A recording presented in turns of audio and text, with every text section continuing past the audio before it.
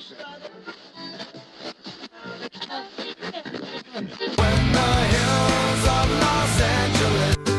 Angeles, I'm and most Hollywood nights. She goes to California, oh, California. California. What you say about Los Angeles? LA got the people saying,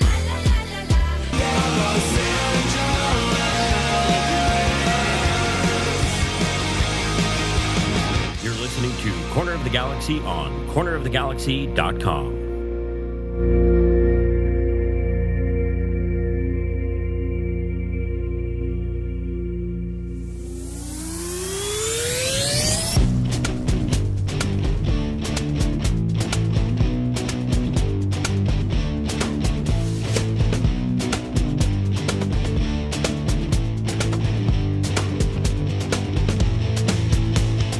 It's time for another episode of Corner of the Galaxy from the Box, the show that gets you behind the scenes of the LA Galaxy and into the mind of soccer reporters and MLS experts. Your hosts for the day are Corner of the Galaxy's Josh Guesman and LA Times soccer reporter Kevin Baxter. Let's start the show. Hello, everybody, and welcome to Corner of the Galaxy from the Box on cornerofthegalaxy.com, coming to you on a Tuesday, May 20th, that's right. No show on Monday. We'll get to that here in just a little bit, but wanted to catch up on a Tuesday as the LA Galaxy get through El Trafico on a 2-2 draw. LA Galaxy re-sign and extend Greg Vanney's contract, so we have to talk about that, even though it seems like it was years ago at this point. And then looking at the schedule, how the LA Galaxy are going to fare against going up against San Diego, and we'll talk more about that on the Thursday show. But in order to help us get to all that fun information, we're glad to have him back. It's Mr. Kevin the Panda Baxter. Kevin, how you doing, bud? When did you put on that black shirt? You didn't have that on a minute ago. Yes, I did. What are you talking about? And the chain, you look like you're going to a nightclub in Miami Beach. There's no chain. It's just it's the same earbuds I've had in for, what, I don't know, like 15 of the 17 seasons that we've done. So I'm glad you're so observant. Are you sure you were a reporter? I'm worried about you sometimes. Well, how about this pod? We a lot of stoppage time. We started this thing on Monday, and it's now 24 hours later. It's still going. It feels weird. It feels like today's Monday because clearly we were ready for a Monday night show, and then that Monday night show went sideways. I didn't mean to scare everybody. I apologize. People got a little worried. I'm happy to tell everybody what happened because it was a family emergency in terms of the focus at this point needs to be on the family, but everybody was perfectly fine and relatively healthy, so to speak.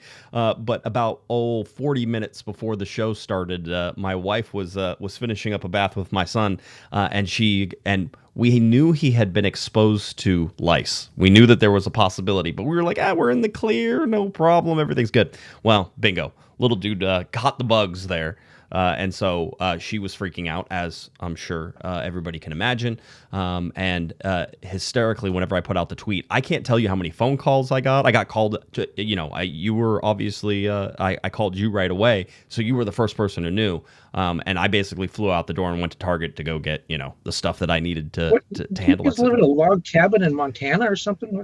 Dude, okay, so we had the lice shaman, I'll just call her that, the lice shaman come to our house this morning, which, by the way, if you need any recommendations, I'd be happy, absolutely happy to give you this wonderful woman who I probably gets paid too much, but also not enough. She will come to your house, so like 7:30, roughly 7:30 on a Monday night. We texted her, and she's like, I'd come over right now, but I'm still at a client's house, so how about tomorrow? I can squeeze you in. Right. And so this is all this lady does is go around and basically help people deal with the problem. She goes through your hair. She checks everything. She puts in the special oils that will kill the bugs and then kill the eggs and stuff like that. And so she was here literally at like 8:30 this morning, and she was booked for the rest of the day. And I think we paid her like $250. Totally worth it. Totally worth it because one, I was pretty sure I was clean, but she checked my hair, good to go. She checked my wife's hair, good to go. Just a little petri dish that we have running around all the different schools and that type of thing. So, yeah, it's pretty funny. By the way, Roger, who knew lice was big money? By the way, Roger goes, that's a HIPAA violation, and I am sorry, but that is so funny. I can't even handle it. But anyway, that's what That's what the deal was. That's why I was indisposed. As you can imagine, we were up till I believe 2 a.m. washing things, sheets and pillows and blankets. My son, by the way, was having the time of his life. Kevin, he got to stay up 2 hours later than his normal bedtime. He was like, "Dad, having lice is so much fun." He gets to watch his iPad. He's like, he doesn't have to go to school today. You know, all that stuff. So that's like a snow day for him. Yeah, 100%. But yeah, so it's just not fun. You know, you certainly get. I was given a clean bill of health as I've already stated, so you guys don't have to worry about me. But it's still one of those things where you sit there and you're like, is there something in my hair? Like all of a sudden your brain starts playing tricks on you, Kev, and you're like, am I scratching? You know, like this. Oh, you know, it's going on. So that's been the mind message. This whole day today has sort of been like, am I clean? Am I doing this? So anyway. It is what it is. Probably caught it. We're pretty sure we know where he caught it from as well. And so it was like, okay, yep, that's how it goes. You know, whether you're at school or soccer practice or, you know, the electric lightning dragons aren't immune from that stuff. Certainly. But yeah, it was there. Thank you. And by the way, somebody, QN Brew says, Josh, you barely have hair. Right. And I was like, exactly. I shouldn't even have to worry about getting lice. I barely have hair. Apparently I have enough that we did have to worry about it. So anyway, all good. Kid's healthy. Everybody's fine. It's the old connotation, Kevin, was you have to shave your head, right? That was like everybody was like, oh, got to shave your head, that type of thing. That doesn't happen anymore. So apparently this lady just goes up and down the beach cities, just doing this, like, you know, Newport Beach, Costa Mesa, Huntington Beach, like all in those areas, and Laguna Beach, up and down, and it just year round. I'm like, is there a season for it? She goes, no, it doesn't get cold enough to kill him. Like she knew all this stuff. She could tell you how long the like bugs were in your hair by how big they are and stuff like this. She's like, well, there's 4 different sizes. Woman is like, I don't know. Did you ever think maybe she sends the lice out? She might. Maybe she has like a big lice farm at her house. I don't think. Go to Josh's house. I don't think she needs the help, man. I don't think she needs the help. You know, she seems very busy, So anyway, that was the. So what you're saying basically is like for the kids out there, think about this, kids. You can go to law school or medical school, or you can become a lice shaman. Dude, all pays the same. We should do some math real quick because like the whole thing, like she was even telling me she went to like one house and it was a divorced household, so she had to go to the like one house and then she had to go to the other house because they spent time. That's a gold mine, right? Lice gold mine right there. She's like, let's say she's pulling in 250 and she's got, you know, it feels like she has 6 or 7 appointments in a day and she doesn't know how long they're going to take and all that stuff. So she's pulling $1,500 in per day, $7,500 per week. So, you know, she's making $400,000 as a license if she's as busy. That's where we're at. So yeah, I say, don't be a lawyer. Don't be any of those things. Go clean up the lice thing. So anyway, everybody's fine. We're all good. I appreciate all it was super nice of people, like ridiculously nice. One of our fellow reporters even reached out to me, Miriam, and she was like, "You all good?" Like the whole day. I'm like, "Yeah, I'm fine." I was like, "When are you coming down for a Galaxy game?" And she's like, "I gotta cover this team. This is amazing, right?" You know, the weird and twisted sports side. Tell her if she comes and sits next to you, she's got to be checked for lice. No, I'm clean, dude. Maybe she won't come. I'm good. We've eradicated. We're good. This house is clean.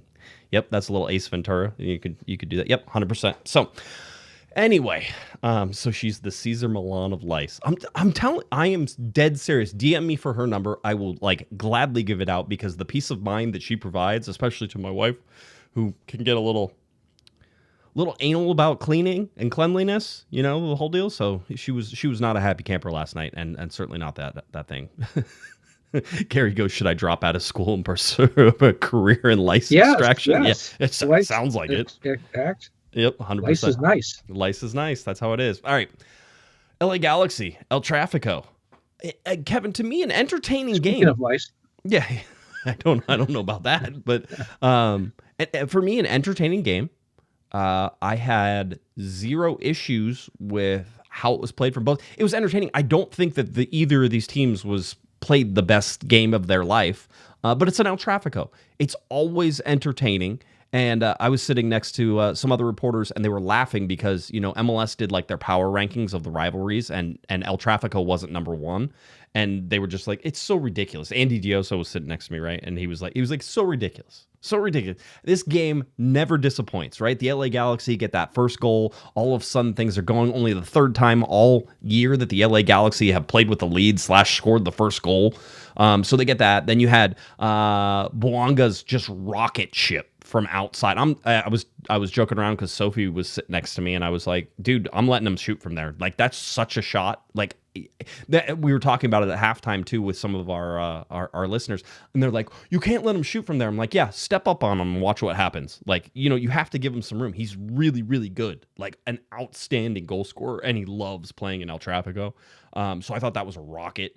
And then watching LAFC pull what was a beautiful goal. So many timed, and we can talk about that. Just so many timed runs with Bouanga coming in and pulling Garces out and leaving Yoshida to go one-on-one and watching that goal get scored. And then Marco Reus comes in, scores the first goal, and then he comes in with the set piece at the end. A nice free kick, and that's it. And the Galaxy have a chance to win that game. For the first time all year, the LA Galaxy looked like they might really have a chance to win that game. So it was entertaining for me. There's all the drama of the beginning. I said it was probably the least important El Trafico, just in terms of like both teams are sort of like, this is just a game in the middle here. We're both trying to do things.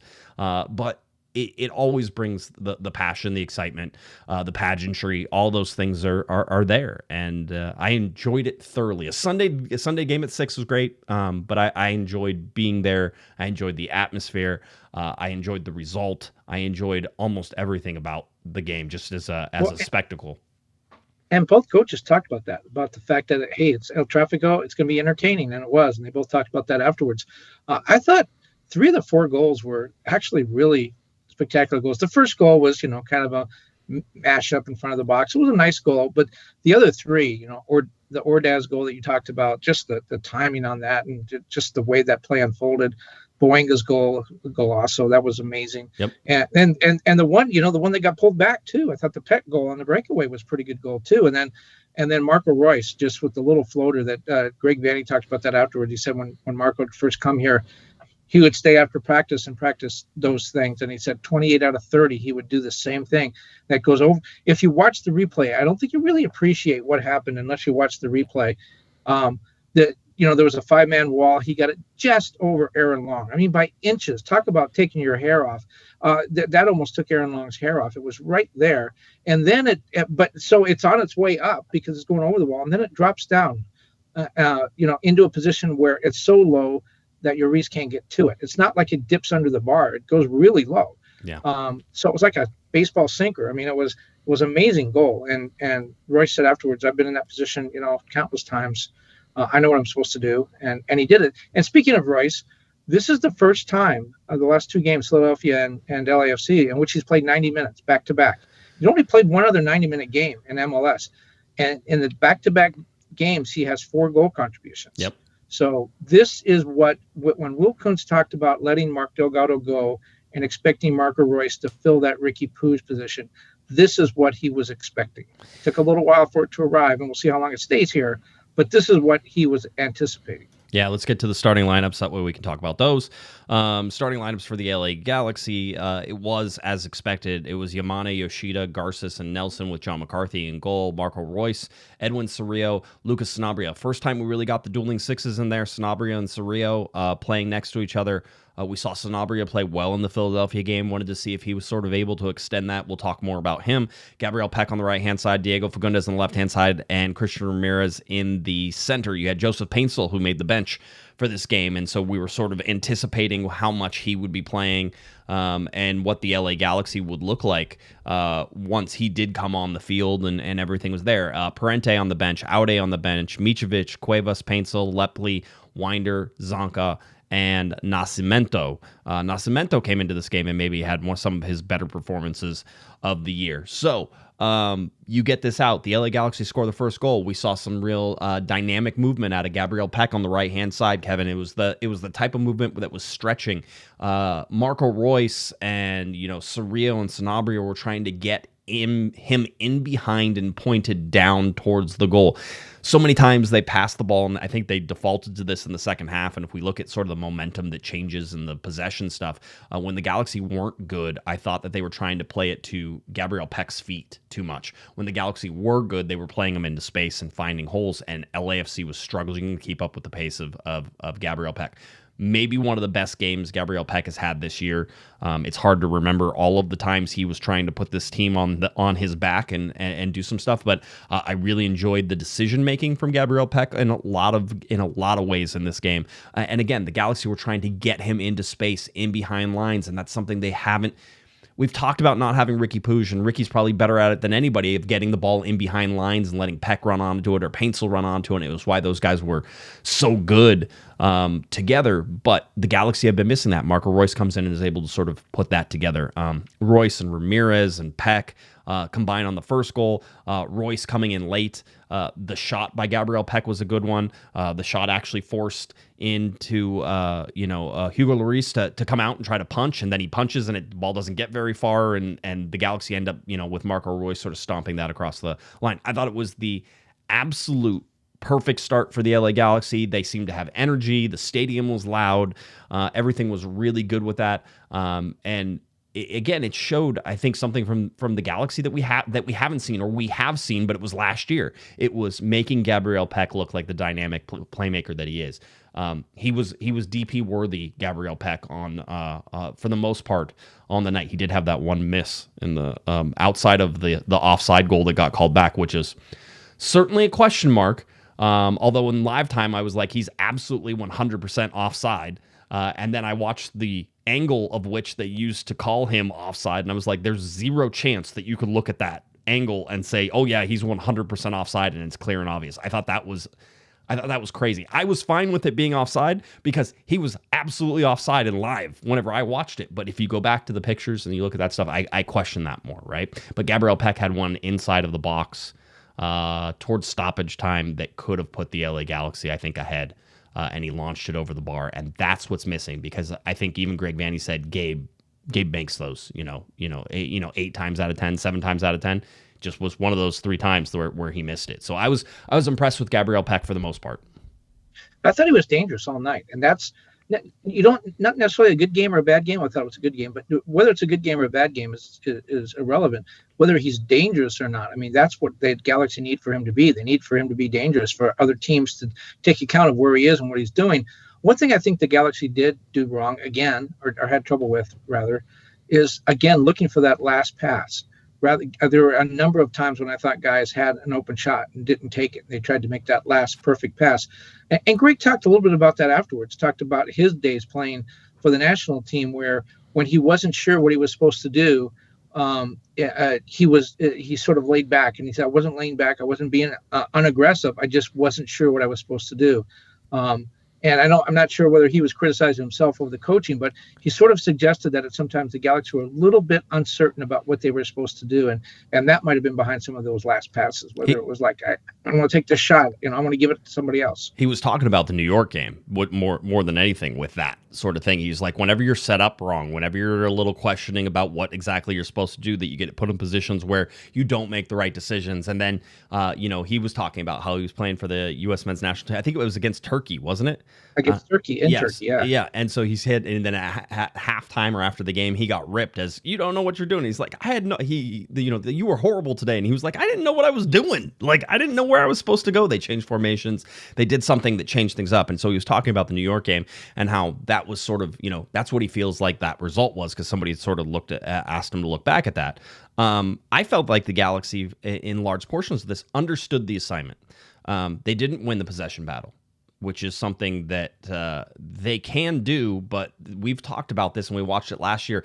The Galaxy are still better at quick transitions, and I saw them turning LAFC over. I thought LAFC was poor with the ball in probably the first 15 minutes outside of the Bouanga goal, but that got them some momentum back after that.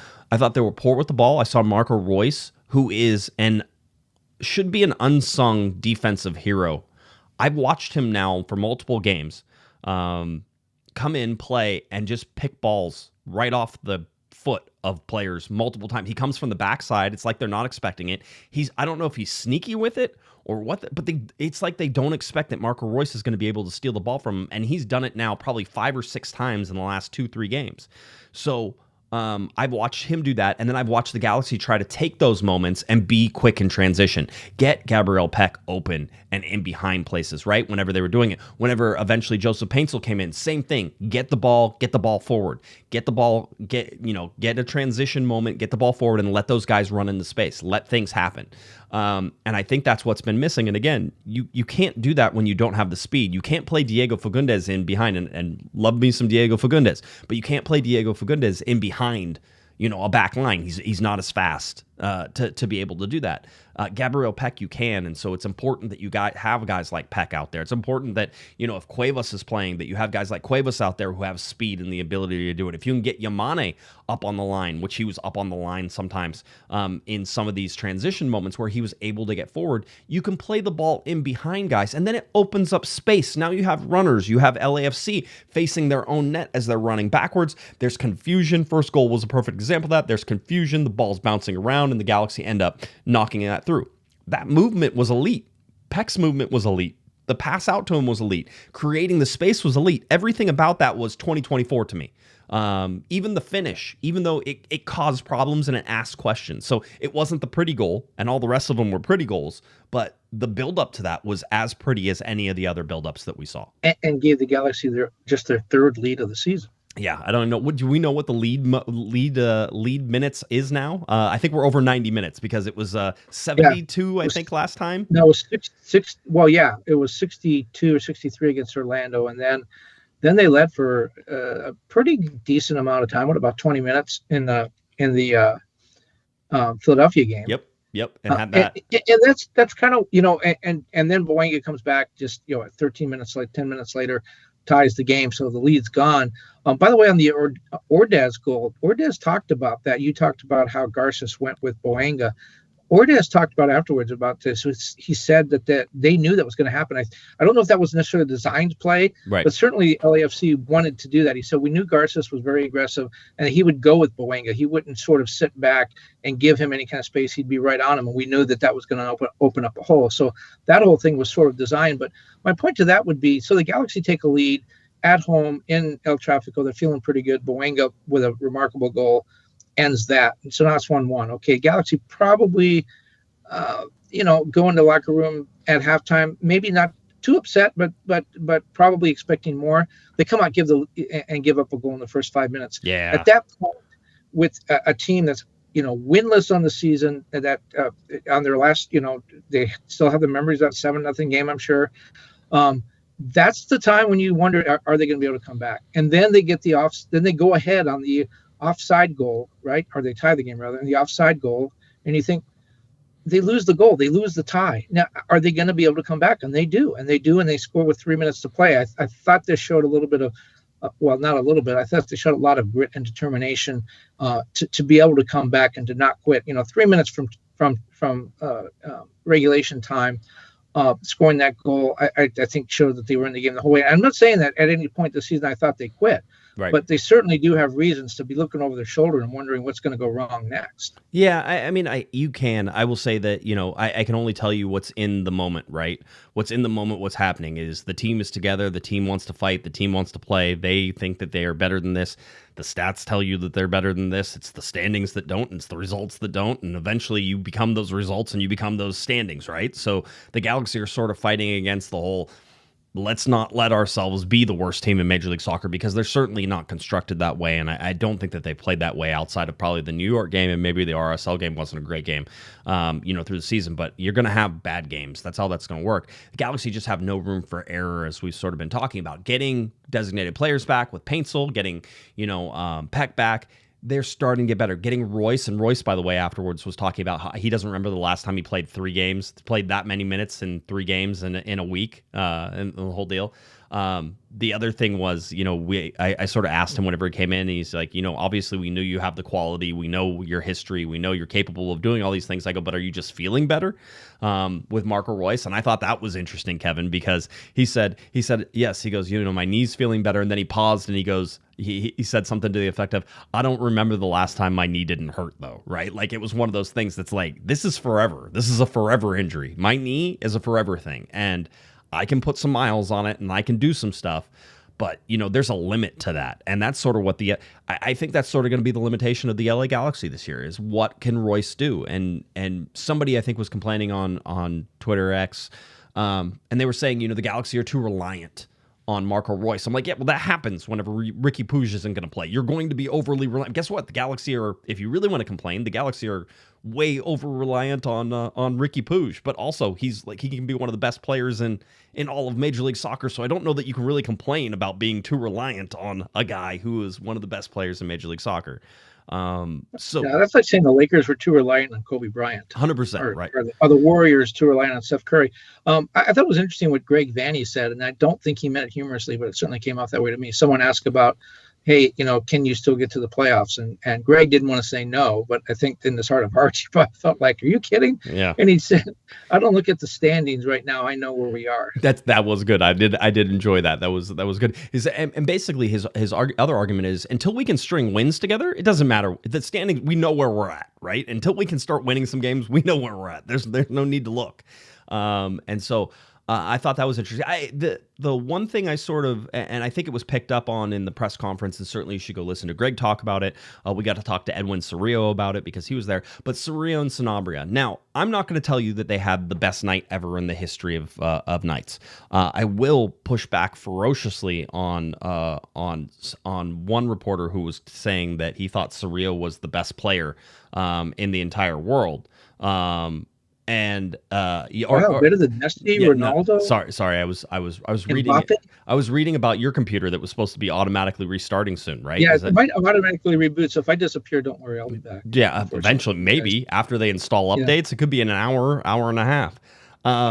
But no, he was saying that Cerrillo was the better midfielder of the game, and I was like, I thought Cerrillo played well. I enjoyed watching him play. To me, Sanabria had the better night. I thought for the first time, and we saw it a little bit in Philadelphia, but it extended here, was that Cerrillo and Sanabria were able to play together as sort of these alternating sixes, this dual pivot six back and forth, and that Sanabria added the muscle that they lost whenever they lost a little bit of Mark Delgado, a little bit of Gaston Brugman, that he added some of that muscle back because he made a couple really good tackles. He picked out his spots to be physical. He turned the ball over. He was able to get the ball out of his foot and into good situations.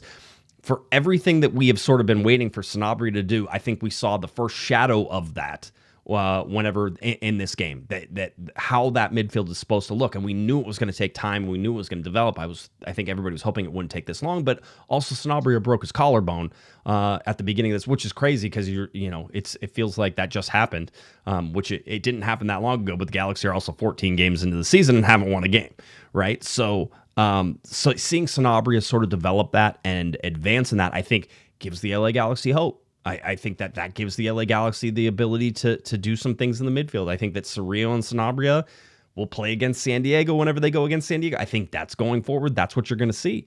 And whether you're going to put Reus in that 9, that false 9, or the 10 that he's sort of moving into, or whether you're going to put guys like Diego Fagundes and move him out of the wing once Joseph Paintsil is hopefully healthy on that left side too. I think we're seeing the development of things that you wanted to see develop. And so I think that was a huge positive. I asked Greg Vanney if he saw some shadows of some glimpses of 2024, and he said yes. And I always like it when Greg agrees with me, Kevin. But I'm also he'll disagree with me enough that I like the fact that when he does agree with me that I think we're on the same page in terms of what he saw versus what I saw.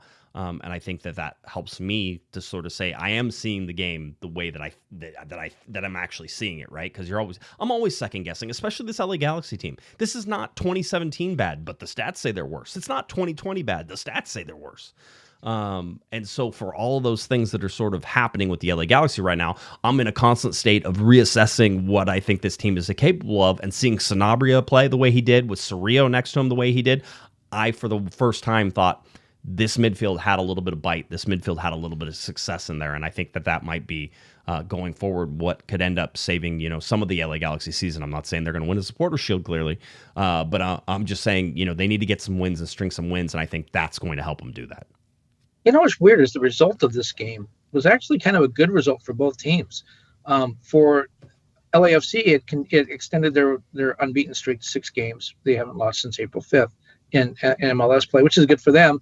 For the Galaxy, another 14 games winless streak. But this snapped a 5-game losing streak. They had lost 5 in a row, first time since 2020. So, when you're struggling at the Galaxy, I think you kind of take your victories where you can get them, even when the victory is a tie, as it was in this case.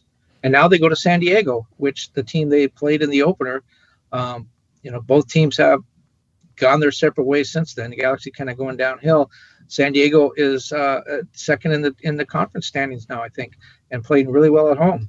Yep. And it's another, in a sense, I think it's another rivalry game. I mean, I think San Diego is certainly competing with, in northern San Diego County, South Orange County, competing with the Galaxy for fans, right, for eyeballs, for attention. It's weird. The Galaxy have 3 of these rivalry games in a row. They have El Trafico, then the San Diego, whatever we're going to call that rivalry, and then they have the California Classico back at Dignity Health Sports Park against Bruce Arena at the end of the month. Yeah, it is. It's a schedule that is not favorable to the LA Galaxy right now, and it hasn't been. This is tough. The bottom line now is that they played more games on the road than they have at home. Unfortunately, they just equaled the amount of points they have on the road now they have at home. They have 2 points on the road and 2 points at home, so that is 4 total points for the LA Galaxy through 14 games. If you're trying to win trophies, I wouldn't suggest trying it that way. It seems a little difficult. If you're new to soccer, that's not good. That's not good. I actually had a chart that I haven't been able to show because the points don't show up. Here, I actually brought it out, but the points don't actually show up because the graph has to get big enough in order to see what it says inside of each of them, and it should say 2 points home and 2 points away, but you can't see it because the 2s are on top of each other because the bar chart isn't large enough. So I've been not showing it because the Galaxy don't have enough points to show it right now. So here's my problem with this game is that it did highlight some things that I think are still big problems for the LA Galaxy. Maya Yoshida, and we talked about the goal in the second half that came in the first 5 minutes. Greg Vanney very disappointed in how the LA Galaxy started in the second half because he said, we knew that it was going to be a problem. We knew they were going to come out. We knew that they had some momentum there towards the end of that half. We knew that they were going to come after us, and we didn't respond. And that was one of those things where you look at and you say, okay, we've seen this from this LA Galaxy team. Happened against Philadelphia, happened against LAFC.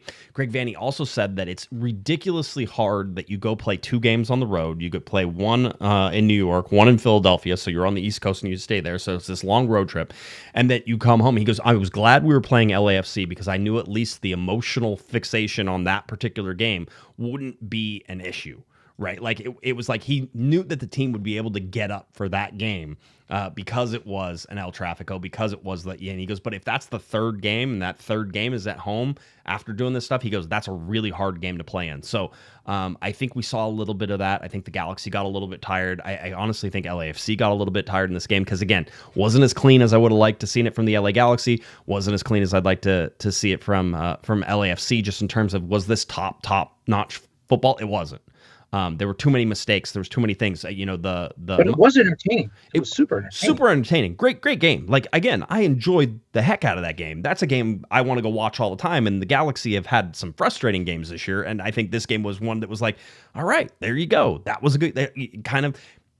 I think everybody, and whether they'll say this or not, was satisfied with that result, right? Whether it was LAFC, and certainly I saw Steve Cherundolo talking about how it was important for us to get the point and maybe not try to risk it for the win, and that's a point that we get, and the whole deal. Cool, good story, thank you.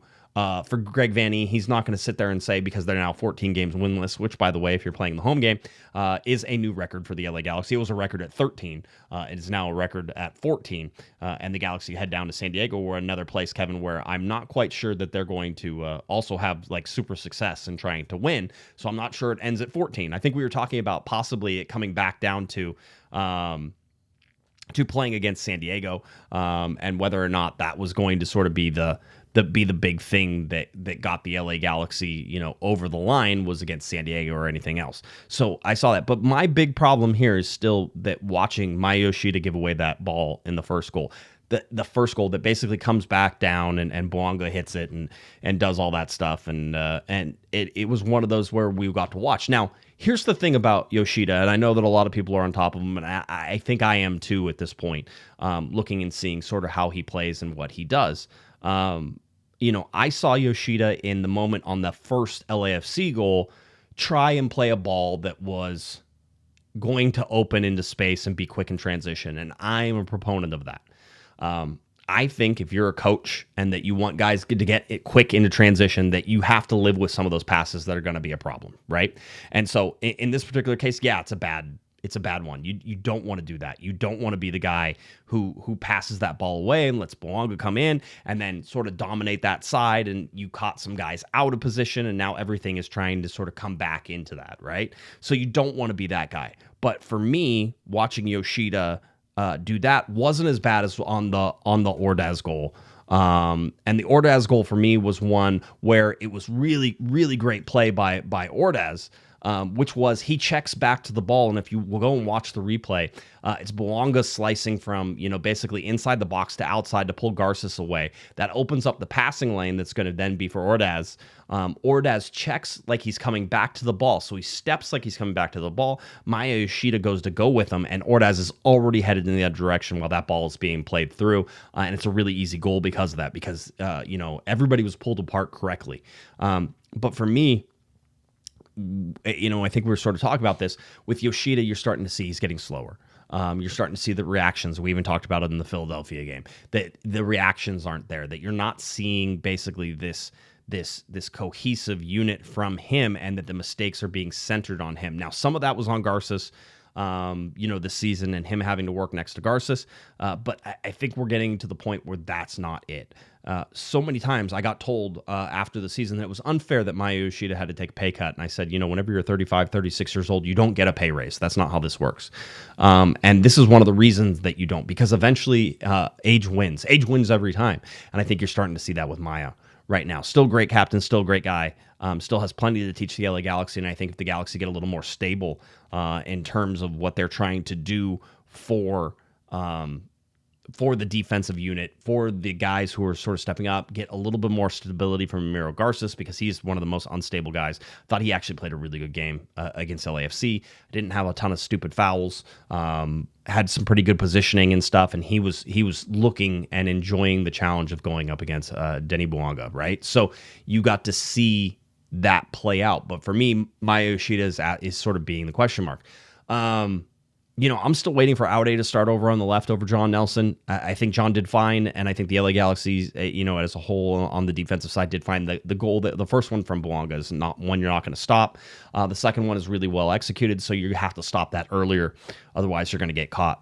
I think continuing to watch Maya Yoshida, continuing to sort of be in that moment, and watching how he develops and whether or not that's something the LA Galaxy have to worry about here on out. It could just be a moment. It could be something. I think people want to blame it on a lot of different things. I'm going to tell you that I think just Maya Yoshida is good enough to still play Major League Soccer and good enough to do the things that he needs to do, but he's going to have to learn how to play from a disadvantage, being a little slower on reactionary, and so being not as quick to come out and do it. That being said, Maya Yoshida had a good block in the game, came out and trapped guys effectively a couple times. So again, it's just not a mixed bag. I think you just want him to be career year Maya Yoshida, and I think we haven't seen career year Maya Yoshida. That was last year.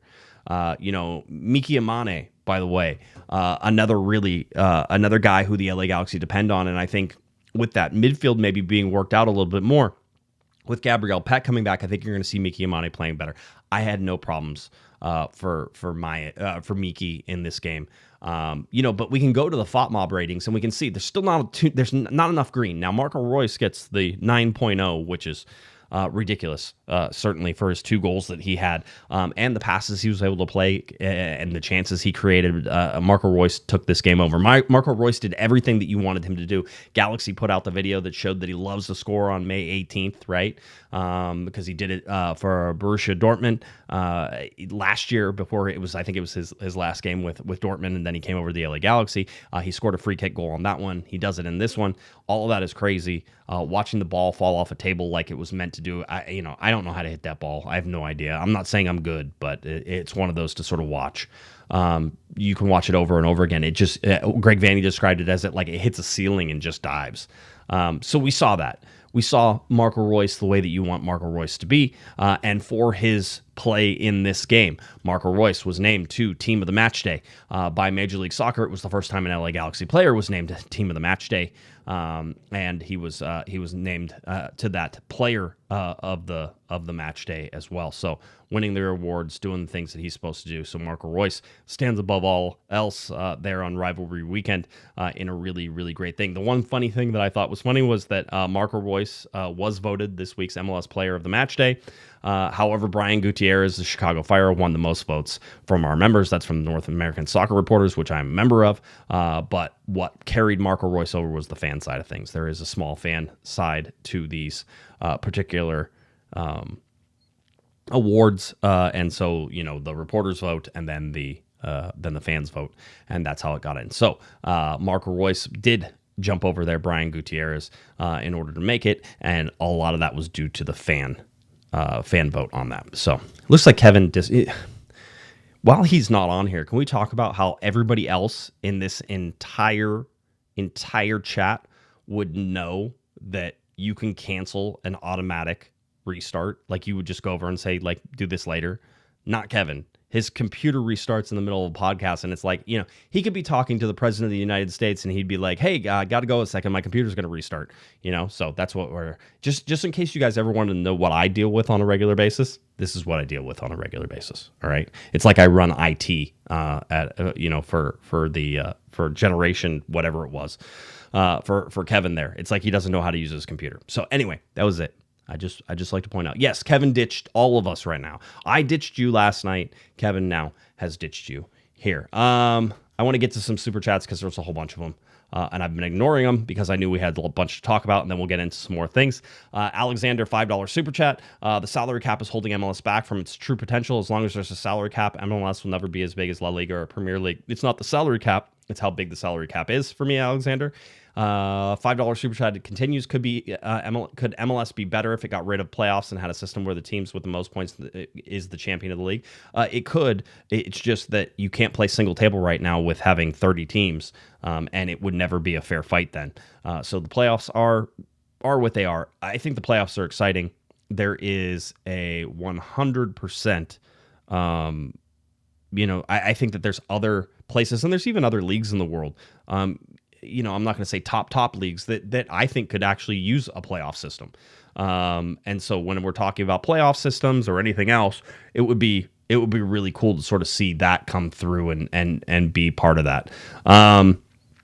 So hey, I would love to see it. I don't think that the playoffs are going anywhere.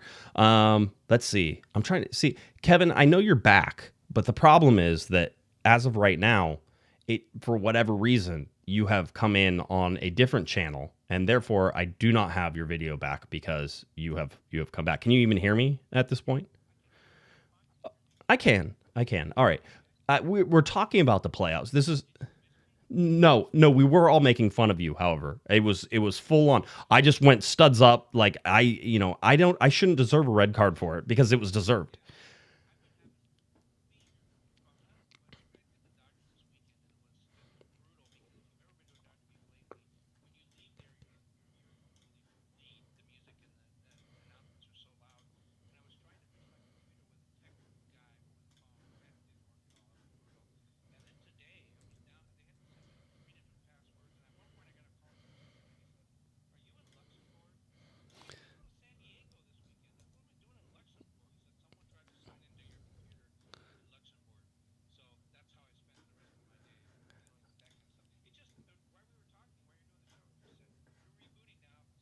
Yeah.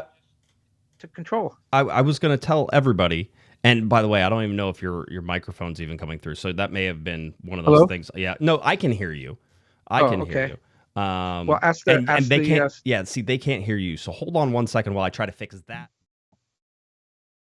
You want me to do it again? You want me to sign in again? No. I want you to do Okay. nothing. I want you to stay exactly. Everybody, hold on a second. I'm going to attempt to bring Kevin into the show so that way you can actually hear him.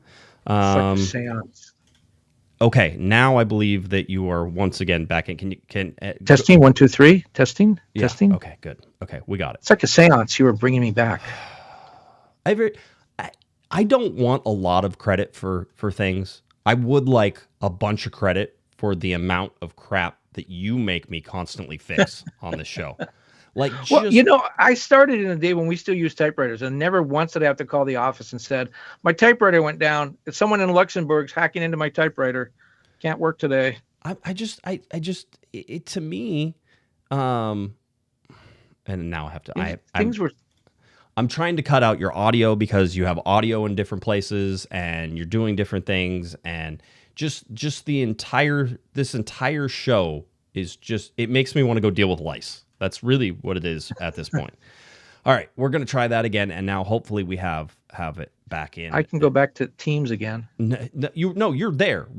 I have fixed everything. I just did the stuff that I normally have to fix at the beginning of the show during the show. So anyway, everybody's like, we're good. No, you weren't good. I had to fix things. So don't worry. I got you. So playoffs. Yeah. So basically, Alexander said, could MLS be better if it got rid of playoffs and had a system where the team with the most points is the champion of the league? No, because you can't get everybody to play each other. There's too many teams. There's 30 now. So I'm not going to do it with an unbalanced schedule. The last time there was a balanced schedule, one team won the league that year, won the Supporters Shield, and it was a balanced schedule.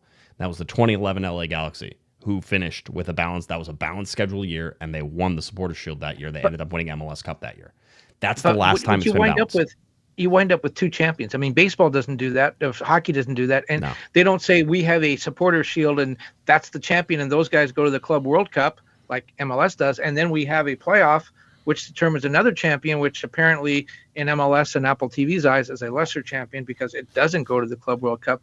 But talk about fixing MLS. We had a discussion, I think you were part of in the press box this weekend, where people are talking about, does MLS need to fix its salary structure and all that? Well, yeah, maybe, but that's a discussion for another day, and it's a bigger discussion. You know what would really help immediately today, and it would fix everything, it would fix the Galaxy in this offseason, is the bonuses that you get for winning don't count against the salary cap. That's where the Galaxy ran into a lot of problems. They had two problems. One is Peck and Jovovic's salaries. They aged out of their age group salary situation, and they took $1 million hit against the cap. That's 1/5 of the cap right there, just for those guys turning a year older. But also the bonuses. When you advance in the playoffs, there are bonuses that you get from different places, and those count against the cap. And maybe it's 25 or 50,000 a player, but when you have 24 players, that adds up pretty quickly. And the salary cap is so small that hurt the Galaxy. Well, why are they punishing success? Yeah. Sporting Kansas City did not have that problem with the salary cap. Right. San Jose did not have that problem with the salary cap because their guys didn't get bonuses. The Galaxy succeeded. They did really well. They put together a good team. They won the MLS Cup. Why are they punished for succeeding? Let's keep the salary rules the same for everybody, but let's just say the bonuses don't count. The bonuses are still paid. They're paid from the same place, wherever it comes from. They just don't count against the salary cap. I think that's kind of ridiculous. Well, I mean, then it's one of those things that you can basically bonus somebody, make it easy to accomplish, and then you can give somebody so much more money outside of a cap, right? The whole deal. I know why they have it in there. It's because of that exact thing, is that you're trying to still balance the overall cap against everything. It was so bad that they couldn't even give Maya Yoshida I don't know if everybody caught this with Will Kuntz, because he was on his tour before they announced that Greg Vanney was going to get a contract extension here. We'll talk about that here next. But Will Kuntz basically said that he couldn't even give Maya Yoshida a bonus this year, couldn't even write a bonus into his contract this year, because it gets averaged out. So it's the likelihood of you reaching those bonuses. Well, Maya Yoshida played every minute of every game, so any bonus that he would put into it would automatically trigger, and then we'd have more salary cap issues again. So Maya Yoshida doesn't even have a bonus this year because they couldn't put it in, because it would have automatically triggered more money into it to be put against the salary cap. Whether or not he met those or not, That's what would have happened, right? So just craziness to me. Alexander, $2 super chat, by the way, says, are all MLS players rich millionaires? They are not, and we know that.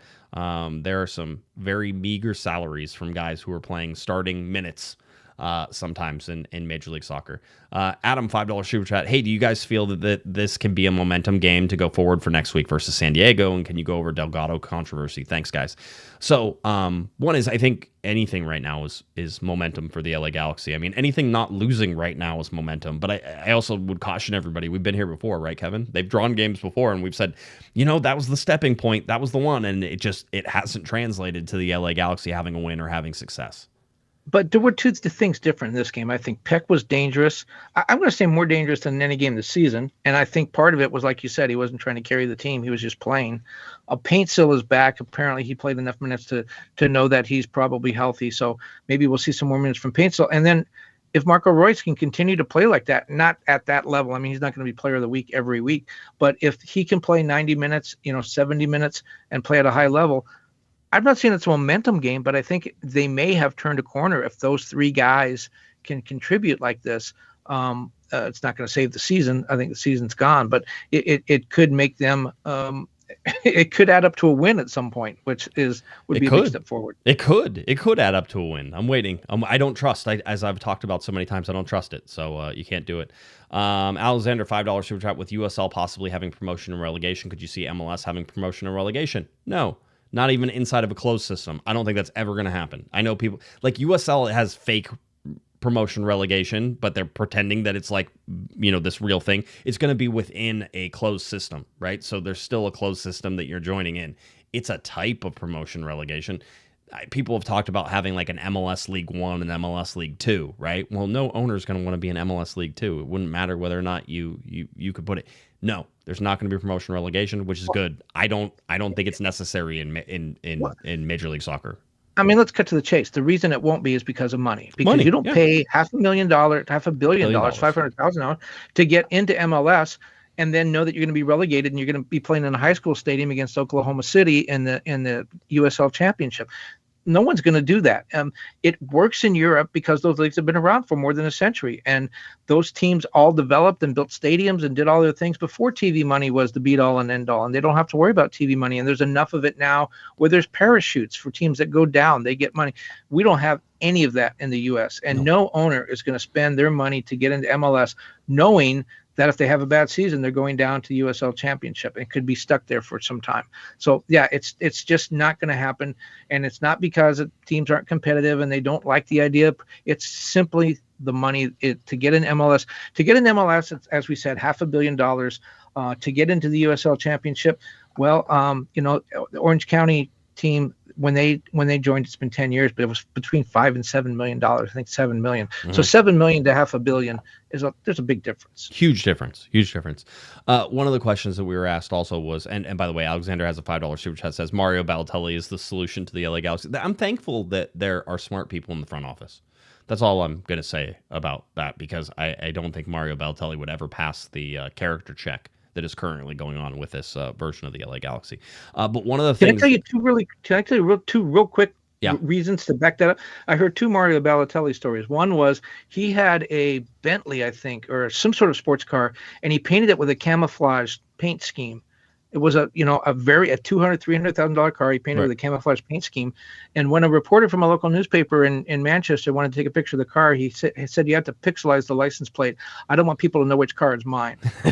Okay, that's one. The second one is he wanted to drive to London but wasn't sure how to get there. So rather than using GPS, he hired a taxi driver to drive in front of him for the 2-hour drive to London so that he wouldn't get lost. There you go. Okay. So again, I wouldn't pass the character. He also set his house on fire when he took fireworks into the bathroom one night. That's anybody could make that mistake, though. That's just that he was trying to get rid of lice. That's what I heard. That's why he brought the fireworks in there. Somebody did ask about Mark. Yeah. Oh, there you go. Yeah, I wanted to bring it out. So this is the controversy, and it's an interesting little tale. The LA Galaxy wanted to give Mark Delgado his ring. They brought him in, I think, either the day before or the 2 days before the game here this weekend. And they had a good video. Mark is visibly emotional whenever he's around guys that he's known. for a very long time. This is not a coaching staff that Mark Delgado doesn't talk about. Greg Vanney talked about it even in the post game, that he goes, we've been with Mark since he's 15 and he just turned 30, so we've known him for half his life and watching him develop. I mean, Mark Delgado might as well be Greg Vanney's family, right? I mean, that's not crazy to say. That's not stupid to say. The whole deal. If you were an LA Galaxy fan, you saw this video that they put out. You saw him getting emotional. You realize how much the championship means to him. And I think from the Galaxy window, right, if you're viewing this from the Galaxy side of that window, it's a wonderful video to watch. And as somebody who covers Mark Delgado, who got to talk to him a whole bunch last year, who has covered him since he was with the LA Galaxy, it's always a joy to watch these guys be successful, right? And to watch Mark Delgado get emotional over that was cool. I enjoyed that. I thought it was a really fun moment. I can see how the LA Galaxy thought for their fans it would be a really good thing to put out. The LAFC fans, of course, would view it from a different window, maybe to the extreme on this. And certainly the rivalry is more, I would say, Kevin, you and I have talked about this, but the rivalry is more for the fans than it is for the players, right? Doesn't mean that they don't want to beat each other, but that there's respect for each other on the field whenever this comes in. The fans, there's less respect on that. So I can understand viewing it from an LAFC window, how that would be an uncomfortable video to watch just before you watch your player go out there and play against a rival. He's getting choked up. He just got a ring. He's talking about, he's sort of thinking about the memories of last year. Where I think this goes wrong is the threats that came out at Mark Delgado, the vitriol that gets thrown at Mark Delgado for this, like it was Mark Delgado's fault for getting emotional in any such way or form. We ask these players, and you and I do it all the time, Kevin. We ask these players to be truthful with us whenever they're in front of us. We ask that we get a genuine person, and we don't get that all the time. You can tell the players that are just, I don't know, shining you up whenever you're talking to them, and they really don't care what they're saying, and they're just talking around issues. And then there's guys who are very honest. Mark Delgado was always a very honest guy. Always enjoyed listening to him. Always thought that what he had to say was important. That's what I thought. And so I think the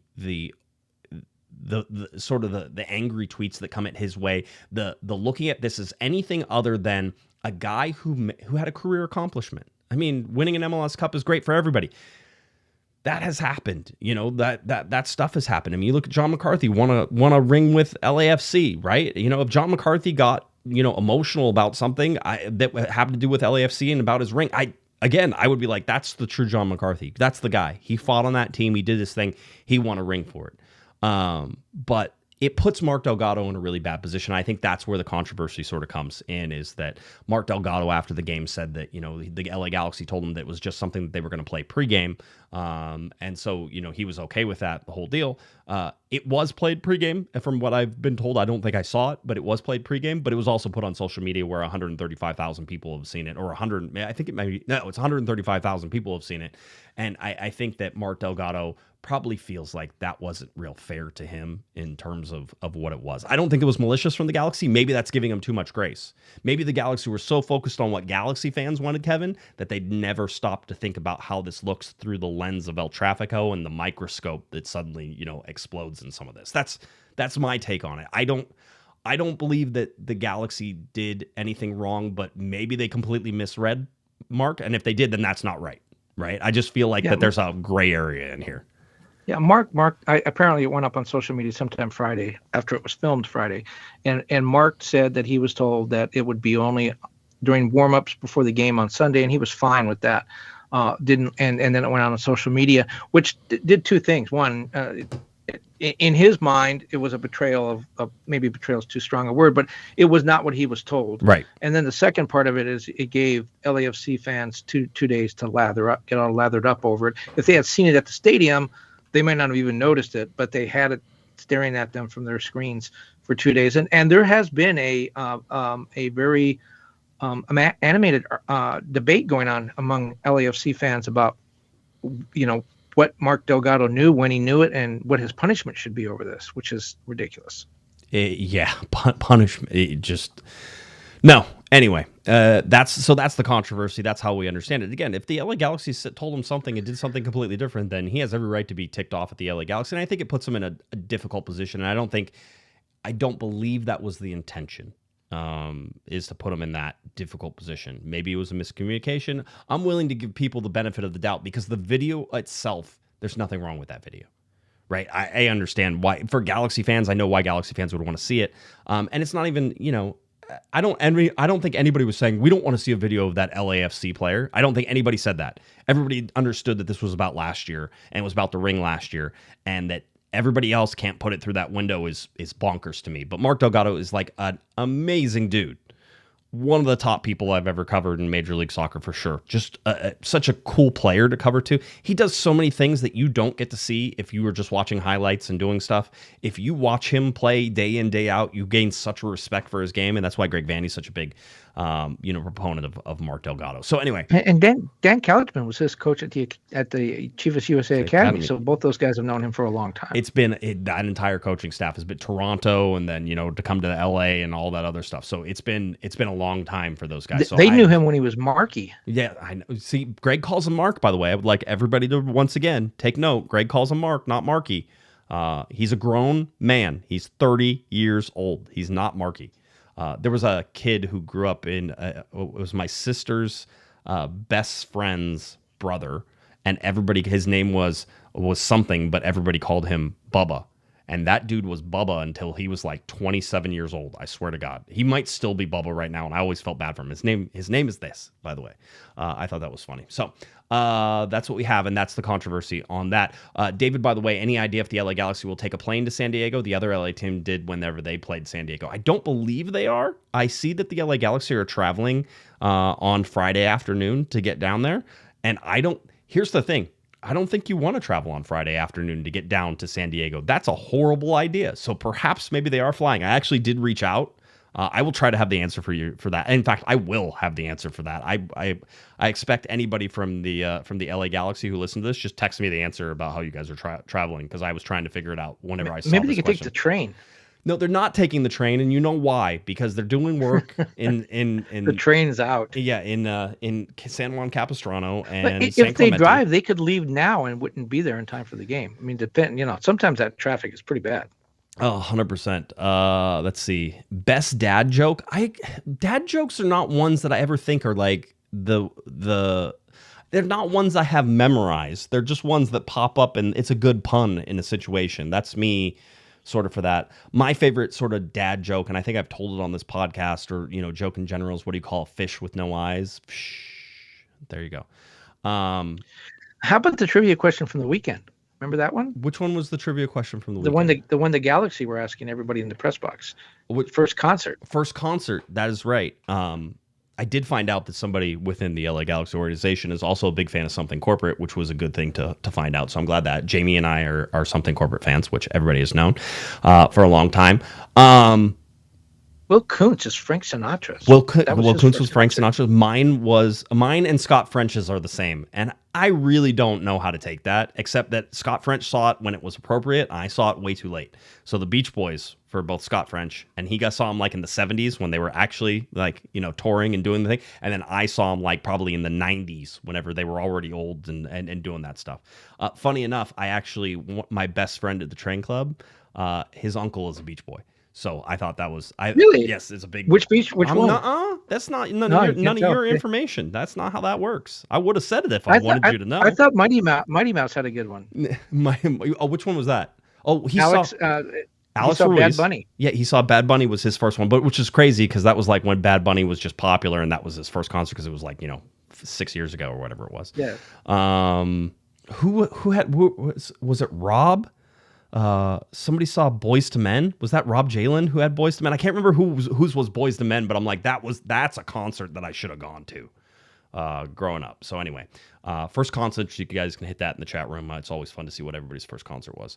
Let's see. Adam, $10 super chat. Guys, can I get your honest thoughts on Fisher's officiating, who was the same referee last year on July 4th, who marked a penalty for LAFC? Hope it's different official for the away game in July. I thought it was okay. There is controversy with the penalty kick. The Joseph Paintsel penalty kick. The replays during the game in the press box are so delayed for me that it's hard for me to watch the replays because they're like 45 seconds delayed. And that's causing a problem. And I know people think that's crazy, but that's causing a problem for me watching replays because I just can't see, because the game is already restarted. By the time I go to watch, I'm trying to watch the game. The game is restarted and things are going on by the time the replay finally shows. that could have been a penalty. I will say in the moment, I didn't think there was much there. I still think that Paintsel doesn't get that much contact, but going back and seeing the angle where the leg is clearly clipped and clearly kicked, if Paintsel has control of that ball, I hate to be with Andrew Wiebe on this because I disagree with the offside call because they were doing what was it, instant replay, right? Where they doing, and Andrew was doing it. I like Andrew, he's great, and trying to do that is almost impossible. But they showed a replay of an offside, and he goes, "Well, look at this horrible angle that we have from this offside, the whole deal." And so he goes on to tell us why this is a bad angle, why you can't change the call, the whole deal. And then they showed the offside with Peck.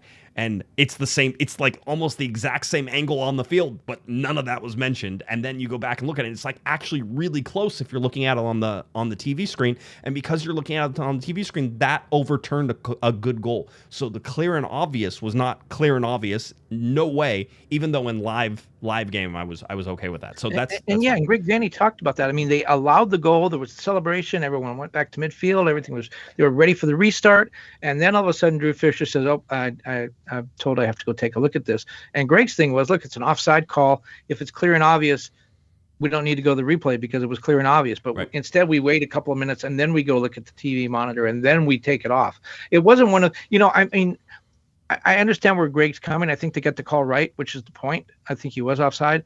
But I think Greg's thing is like, look, when they score the goal and right away someone says, "Hey, we better take a look at this." That's one thing. When you've already gone back to the to midfield and you're ready for the restart and everyone's lined up and then all of a sudden the phone rings and you got to run over and take a look at the TV, that's not clear and obvious. Yeah. So that was certainly some controversy there. Let's go to Herb, our favorite executive producer, Herb, who has changed his name to "Has the Galaxy won a game yet?" The answer to that is still no. $27 super chat. We certainly appreciate that. Hi, Kevin. Hi, Josh. Just made the live show. Hope all is well with the fam. Now that Greg Vanney is locked in, do we foresee some kind of significant signing in the summer window? Maybe a trade? Is this COG after dark? I mean, it's after 9 at this point, so we are certainly getting there. Let's talk about Greg Vanney because it's something we haven't talked about. We mentioned it, but the LA Galaxy extending Greg Vanney's contract another 3 years. Will Kuntz confirmed the 3 years in the press conference that they had. So we are able to say we know that is a 3-year extension. Here is, I think if you've been listening to the show, we sort of talked about why you would or why you wouldn't. And if you thought Greg Vanney was the long-term coach for you, that you should sign him to an extension. I had told you 1 year would have been something that I think was comfortable, but you should sign him to an extension. You should get him out there. You should, if that's what you believe. If you believe that Greg Vanney isn't the solution, if you believe that a change in style, a change in the way that the team has to be made, despite the start, 14-game winless, despite this start, then you make that decision. It's not so much about the winless games for me, and that's what I was talking about on Thursday and on Monday before that. It's not so much the winless games.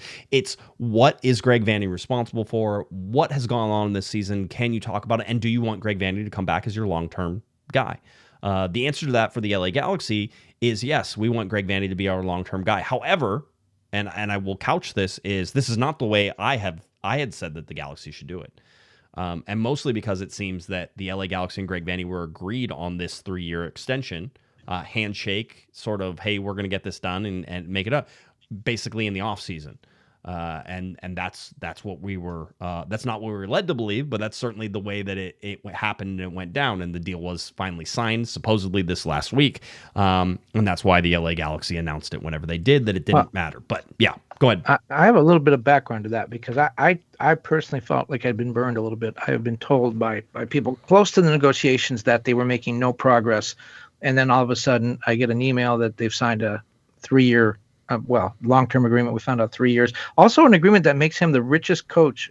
It's the most lucrative contract for a coach in MLS who is not a general manager or... It doesn't have a dual role. Sporting director. Yeah, yep. Doesn't have a dual role. So it's significant, and it's 3 years. It's through 2028. And again, I had been led to believe that talks were not going well. And I was told that both things are true, that talks were not going well. In fact, they did have this handshake agreement. It happened over drinks at the victory party after MLS Cup, which we could talk about whether that's a good idea or not. You're drinking, you're celebrating a championship, and say, yeah, let's keep you here for 3 years. But apparently what happened is they had this handshake agreement, and then Greg Vanney's agent, Ron Waxman, kind of disappeared for a while. And so there was a handshake agreement. We were going to do an extension. I don't know if they talked about price. I don't know if they talked about years. I don't know where that was. But I was told that both things were true. There was an agreement to do this, but as somebody with the Galaxy said, if you're a lawyer, you know that it's not signed until it's signed. So a handshake agreement, it doesn't carry any weight. The Galaxy could have walked away. Apparently, whether it was over the terms, whether it was over the money, whether it was over the years, whatever it was, Ron Waxman was not, again, Greg Vanney's agent, was not responding to calls with any alacrity. No, was not returning the calls promptly. You're on your own on that one. I was not going to try to rescue you. Was not returning the calls promptly, and apparently, Will Kuntz at one juncture went to Greg and said, "Could you get your lawyer to call me, your agent to call me? Did we get this done? He's not responding." And apparently, after the 7-0 game, that's when things picked up. That's when Greg's camp decided they needed to get something done. And that's when the negotiations came together. They came together fairly quickly. This could have been done much easier. It could have been done before the season started. Right. I don't know what the holdup was, but I think it would have been much better for everybody if it had been done before the season started.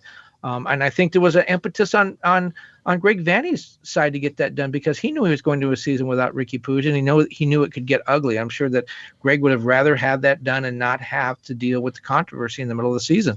I think the way it was handled was really poor. I think it left Greg hanging out there. I think if Greg signs this thing in January, February, even March, we're not having this conversation. But the contract is signed, and he's 14 games into a season without a win, and now it is a controversy. Well, no, we're having the conversation. Please don't tell me we're not having the conversation. You're having the conversation. We would be here right now in the exact same situation. We just would have been like, well, maybe the Galaxy shouldn't have re-signed Greg in the offseason. There would have been second guessing there too. Let's not pretend like there wouldn't be controversy even if they announced it, afterwards. And by the way, I have been of the opinion, and I will stick with my opinion. I don't know if this is a hill I have to die on or however it is. But again, if you want Greg Vanney, and by the way, Matt in the chat room, he and I have talked about this, and he brings up the stat, and he even says that only 5 current MLS head coaches have won one MLS Cup. Only 3 have done it with other teams. There's not a good solution out there if you are trying to play the same system. And Will Kuntz talked about this in the press conference afterwards.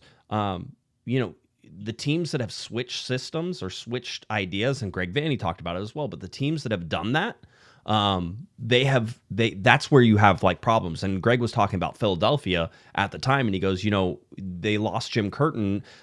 They bring in the St. Louis guy, and somebody will tell me what his name is again. I can't remember. I just had it, but they bring in him. That's still the same team. Greg Vanney goes, that's still the same team. They're still playing the same style, and that's why they're going to have success, is because there is that consistency of style across. So you would have had to find somebody who was going to play a similar style to Greg Vanney. There's not a lot of those. And by the way, Hammer is correct. We shouldn't pretend that Greg Vanney is the only person who could win with the LA Galaxy. That's a ridiculous thing to say, and I'm not saying that. I'm just saying that for what Greg Vanney has done, winning an MLS Cup, watching him take this team from the disaster it was before he showed up, and we're talking about disaster from academy all the way through to the senior team, all the way through the front office. Remember, they didn't have a place to watch video. Like, there's all this stuff that has been changed. The culture has been changed, things that he deserves a lot of praise for that. The other thing I will say is I find it really interesting that all of the reporters I've talked to, whether they cover the LA Galaxy on a regular basis or whether they cover it on a sometime, there's not one who has sort of said that this was a bad deal. And I don't know I'll say it. I know. Yeah, you will. That's fine. Go ahead. I'm the one. I guess I'm the one. I don't like it for a number of different reasons. If it had been done early, and I will disagree with you, if it had been done early in the season, I think that we'd still be having this conversation, but I think the conversation would take a different tenor. Greg Vanney is 2 games under 500 in his 5 seasons here now. So he hasn't been a consistent winner. Yes, he won an MLS Cup last year, but he hasn't been a consistent winner. He's 14 games into this season, and they haven't won a game. I understand there are circumstances that contributed to that, but he hasn't won a game. I just don't, the Galaxy, David, Dan Beckerman, when Chris Klein was here, Will Kuntz, they've all said to a man, winning matters. Winning is the most important thing. Well, you just told us it doesn't, because you don't have a win, and you signed your coach to the most lucrative contract in the league for 3 years. It's going to be extremely expensive if they need to get out of this at some point in the next 3 years. And soccer, whether it's MLS, Bundesliga, Premier League, it's not like other sports. In other sports, in baseball, basketball, football, you commonly have teams that go through rebuilding. Look at the Anaheim Ducks. They've been doing it for 6 years, and they keep telling us it's going to get better next season. In soccer, it's more of a win now kind of sport, and we're not accustomed to teams going through rebuilding. Now, if you're saying we're going to step back and we're going to rebuild, it seems like an unusual time, because they have one of the highest payrolls in the league, and they have 3 dynamic designated players. One of whom is injured, not playing. So it seems like they're a mixed message. We don't have to win now. We're rebuilding, but we have the players to win right now. I'm not sure what the message is. I just don't see the team progressing. This is nothing against Greg Vanney. It has to be against Greg Vanney. This has to be against Greg Vanney. You've blamed him for this. I think Greg Vanney is a great coach. It's not working right here, right now. Cool. That's a wonderful thing. The Galaxy are also saying it's not working right now, but what they're saying is that they think Greg Vanney has the best chance to continue with what they're trying to put together. You're like, we want to win now. Bringing in another coach, yeah, I can win now. You're also joking around, and I heard you say, oh, we'll bring in Sam Allardyce, and that will fix the LA Galaxy. MLS is not like other leagues, and stop pretending it is, right? And bottom line is MLS actually gets to think more long-term than other leagues, and that hurts other leagues, and it hurts other teams, unless you're at the absolute upper echelon. Your coach, Pep Guardiola, is like the most ridiculous example of like a successful coach. People keep going, oh, we'll bring Pep into the LA Galaxy. Pep could never stand it. He only buys the most expensive players. You want to talk about, it's like, oh, well, I drive really fast cars. Well, gee, you only buy Ferraris, so it doesn't surprise me that you only drive really fast cars. What about the guy who has the Hugo down in Orlando, like Oscar Pereja, right? And what he's able to do with teams and how he's able to do stuff. Bottom line is that the LA Galaxy think that long term, not just in the span of this, not just in terms of the LA Galaxy have been unlucky this year, not just in terms of we know that we have a better team than this, but with all the injuries we've been having problems, right? We've built this team around the way that you want to do it. They're saying long term. You're like, hey, screw long term, which is what the LA Galaxy did for Cardinalfo. It's what they did for GBS whenever they were changing things around. It's what they've done with Siggy Schmidt, which were all short-term moves for the LA Galaxy. What have you seen from Greg? Look at his records and I don't know the draws. But, an MLS Cup and an MLS Cup and one of the most successful LA Galaxy teams I have ever watched. I've said it before and I'll say it again. 2024 was the best LA Galaxy team I ever watched. That's the level that Greg Vanney can bring it to. So having a decent team once every 5 years is good enough? Outpace the league if you did. You would outpace the league if you did. 100%. If the LA Galaxy win an MLS Cup once every 10 years, they will outpace the league. Understand what you're trying to say. Oh, well, God, he only won one MLS Cup in the time. Sorry, I've been here. I've been here a long time. I've watched it. The years of all of these teams running back-to-back MLS Cups, not a thing anymore. I don't think Galaxy fans have been brought up to believe that once every 5 years. Greg Vanney went 13-12, 14-12, mm-hmm. 8 wins the year before the MLS Cup. Had a great team, won the MLS Cup. Now they're winless in 14 games. Yep. I'm just not sure that this is what the Galaxy fans have signed up for. This is a premier club. They didn't sign up for MLS Cups.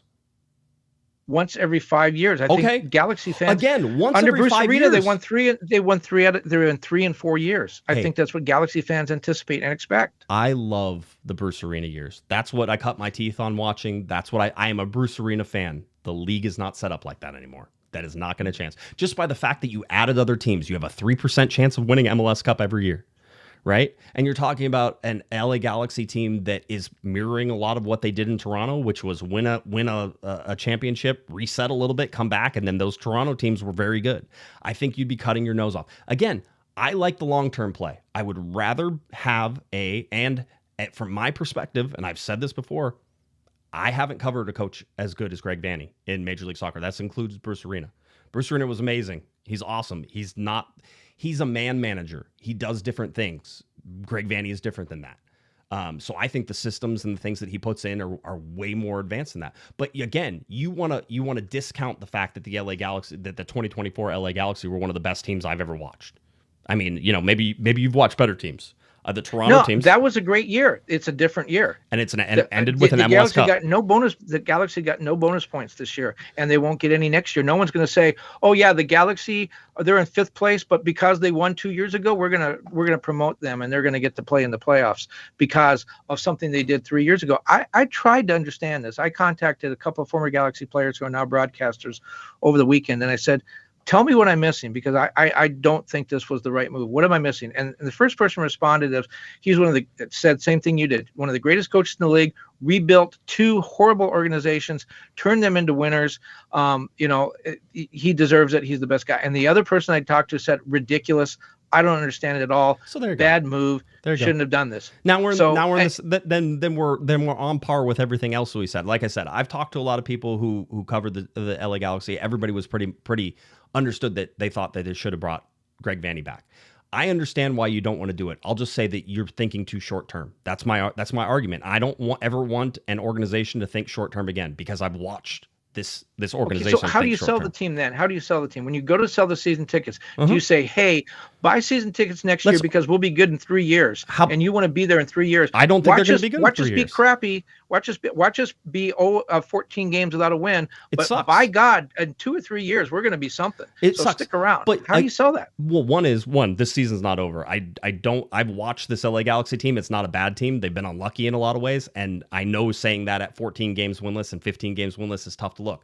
I have stats to back it up if you want to see it, just in terms of the unluckiness index and everything that the LA Galaxy have sort of put together. We can look at those stats. Kevin doesn't like those because they don't fit his narrative, and he doesn't like stats that don't fit his narrative. I don't understand what unlucky means. I don't understand. I get good and bad, but unlucky. Why don't you look up the chart and spend some time understanding it? I mean, I tried to explain it to you before and you just dismissed it. So you don't care what the answer is. Because I don't think you can quantify unlucky. I think unlucky is sort of, wow, that took a bad bounce. Well, did it take a bad bounce because you're a bad team or because the grass wasn't cut? Why did it take a bad? Why were you unlucky? What were the 2 examples of games that you used in the whenever we were talking about this? So you're like, so was it unlucky for them to lose 7-0?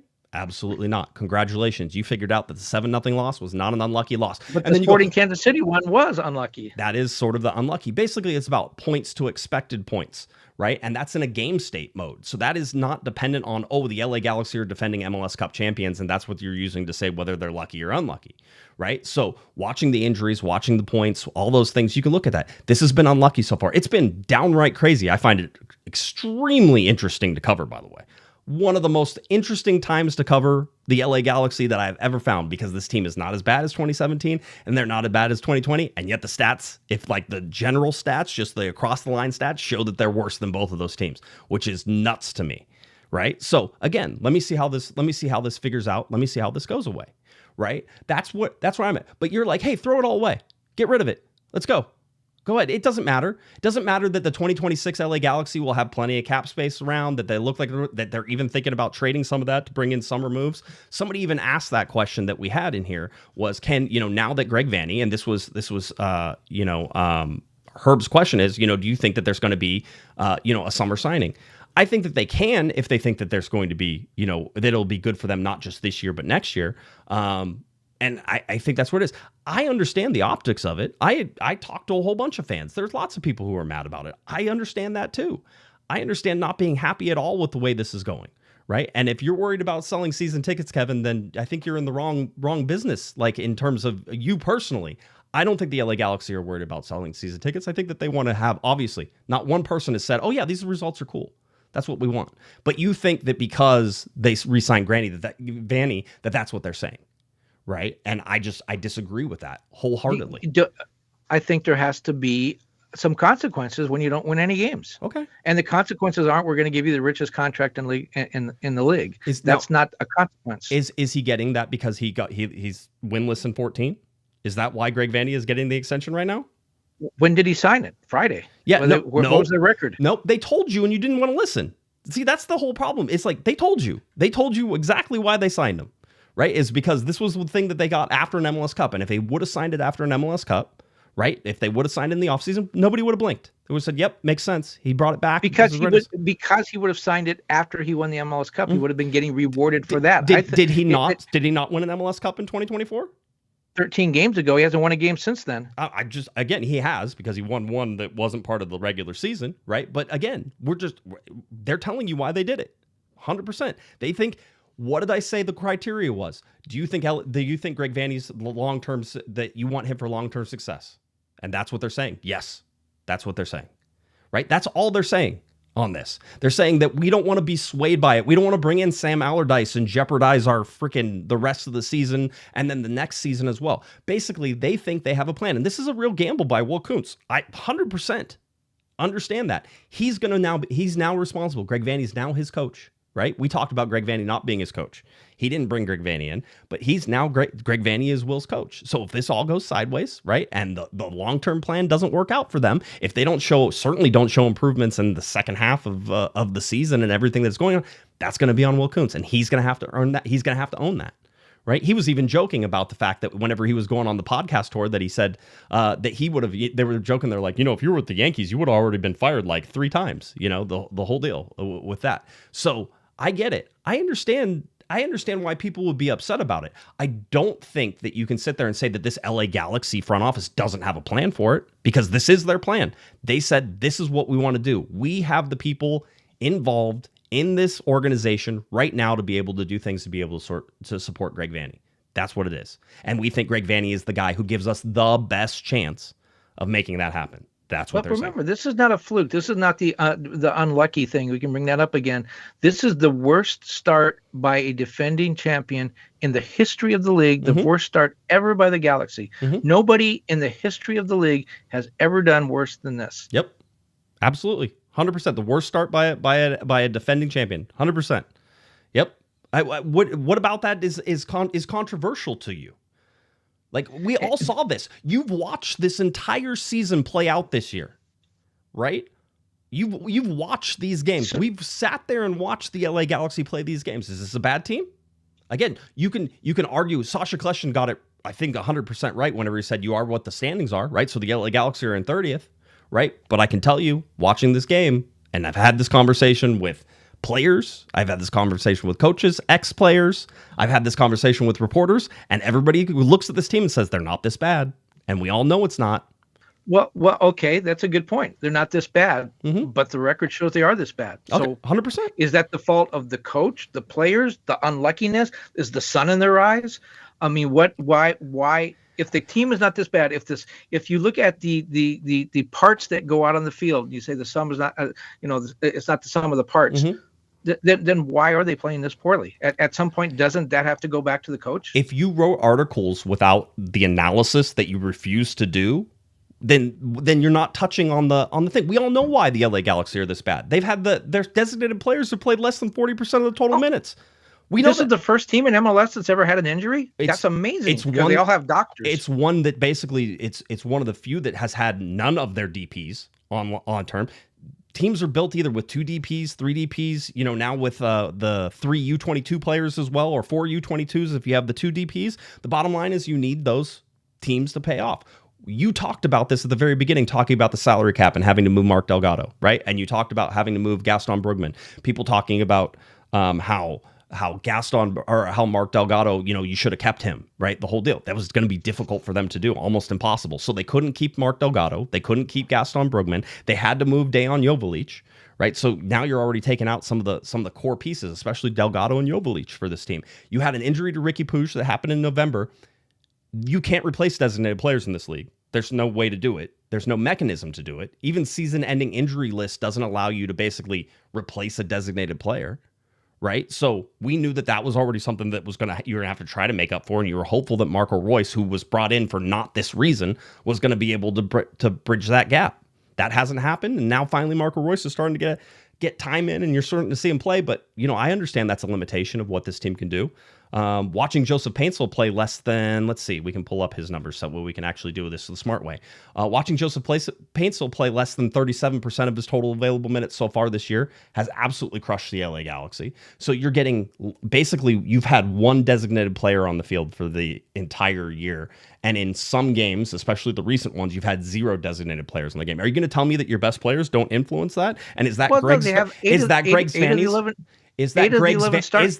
Vanney's fault that those guys are injured? Okay, so then we know that Ricky Puig being out is not Greg Vanney's issue. We know that Joseph Paintsel being out for most of this isn't Greg Vanney's issue. We know that them having to move Mark Delgado certainly wouldn't have been a Greg Vanney issue. Again, to me, the 3-year contract is too long. I would have rather it been a year, but I'm not going to sit there and say that Will Kuntz isn't taking responsibility for some of the things that haven't gone right or the things that they've gone through. It's not like they're rebuilding. 8 of their 11 starters from the MLS Cup, the last game they won, are back, and other teams have had injuries. So what is your expectation? If does Greg Vanney have to make the playoffs, go deep in the playoffs?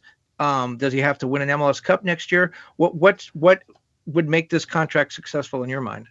Certainly in 2026, with the way things are lined up, you expect it to be a competitive team. So for me, that's, a top 4 in the Western Conference and somebody who's trying to win an MLS Cup in that.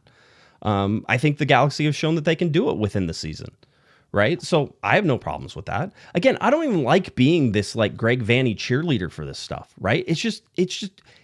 Everything else lacks nuance to me. Oh, just get rid of Greg Vanney. Just toss him. It's all his fault the Galaxy have been injured this whole time. It's all his fault that they haven't had the players. It's Will Kuntz's fault for not bringing in guys to replace too. So this is Will Kuntz rolling the dice with Greg Vanney. I liked it better as a move, although I think it had a similar effect. I liked it better as a move if it was a 1-year extension. It was something that they just agreed upon right now. That to me makes more sense to me. Right? You were trying to calm things. You were trying to bring order to all of the questions. You were trying to quiet some of the noise, some of the distractions, all that stuff. It makes less sense to me as a 3-year extension that was signed, at the beginning of the year. I just don't have a problem with it. Right? It's just not a big deal.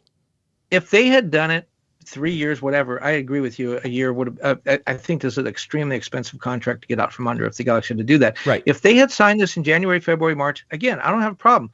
But I do have a problem with the team is 13 games into a season without a win. Right. And it looks like you're rewarding the coach for that. And maybe Ron Waxman should be blamed for this. I don't know. Maybe Will Kuntz was ready to do it in January. I don't know. Ron Waxman, to me, seems like his job was saved because this contract got in. Because how do you not get that contract signed in the early months of the season? I'm sort of with you.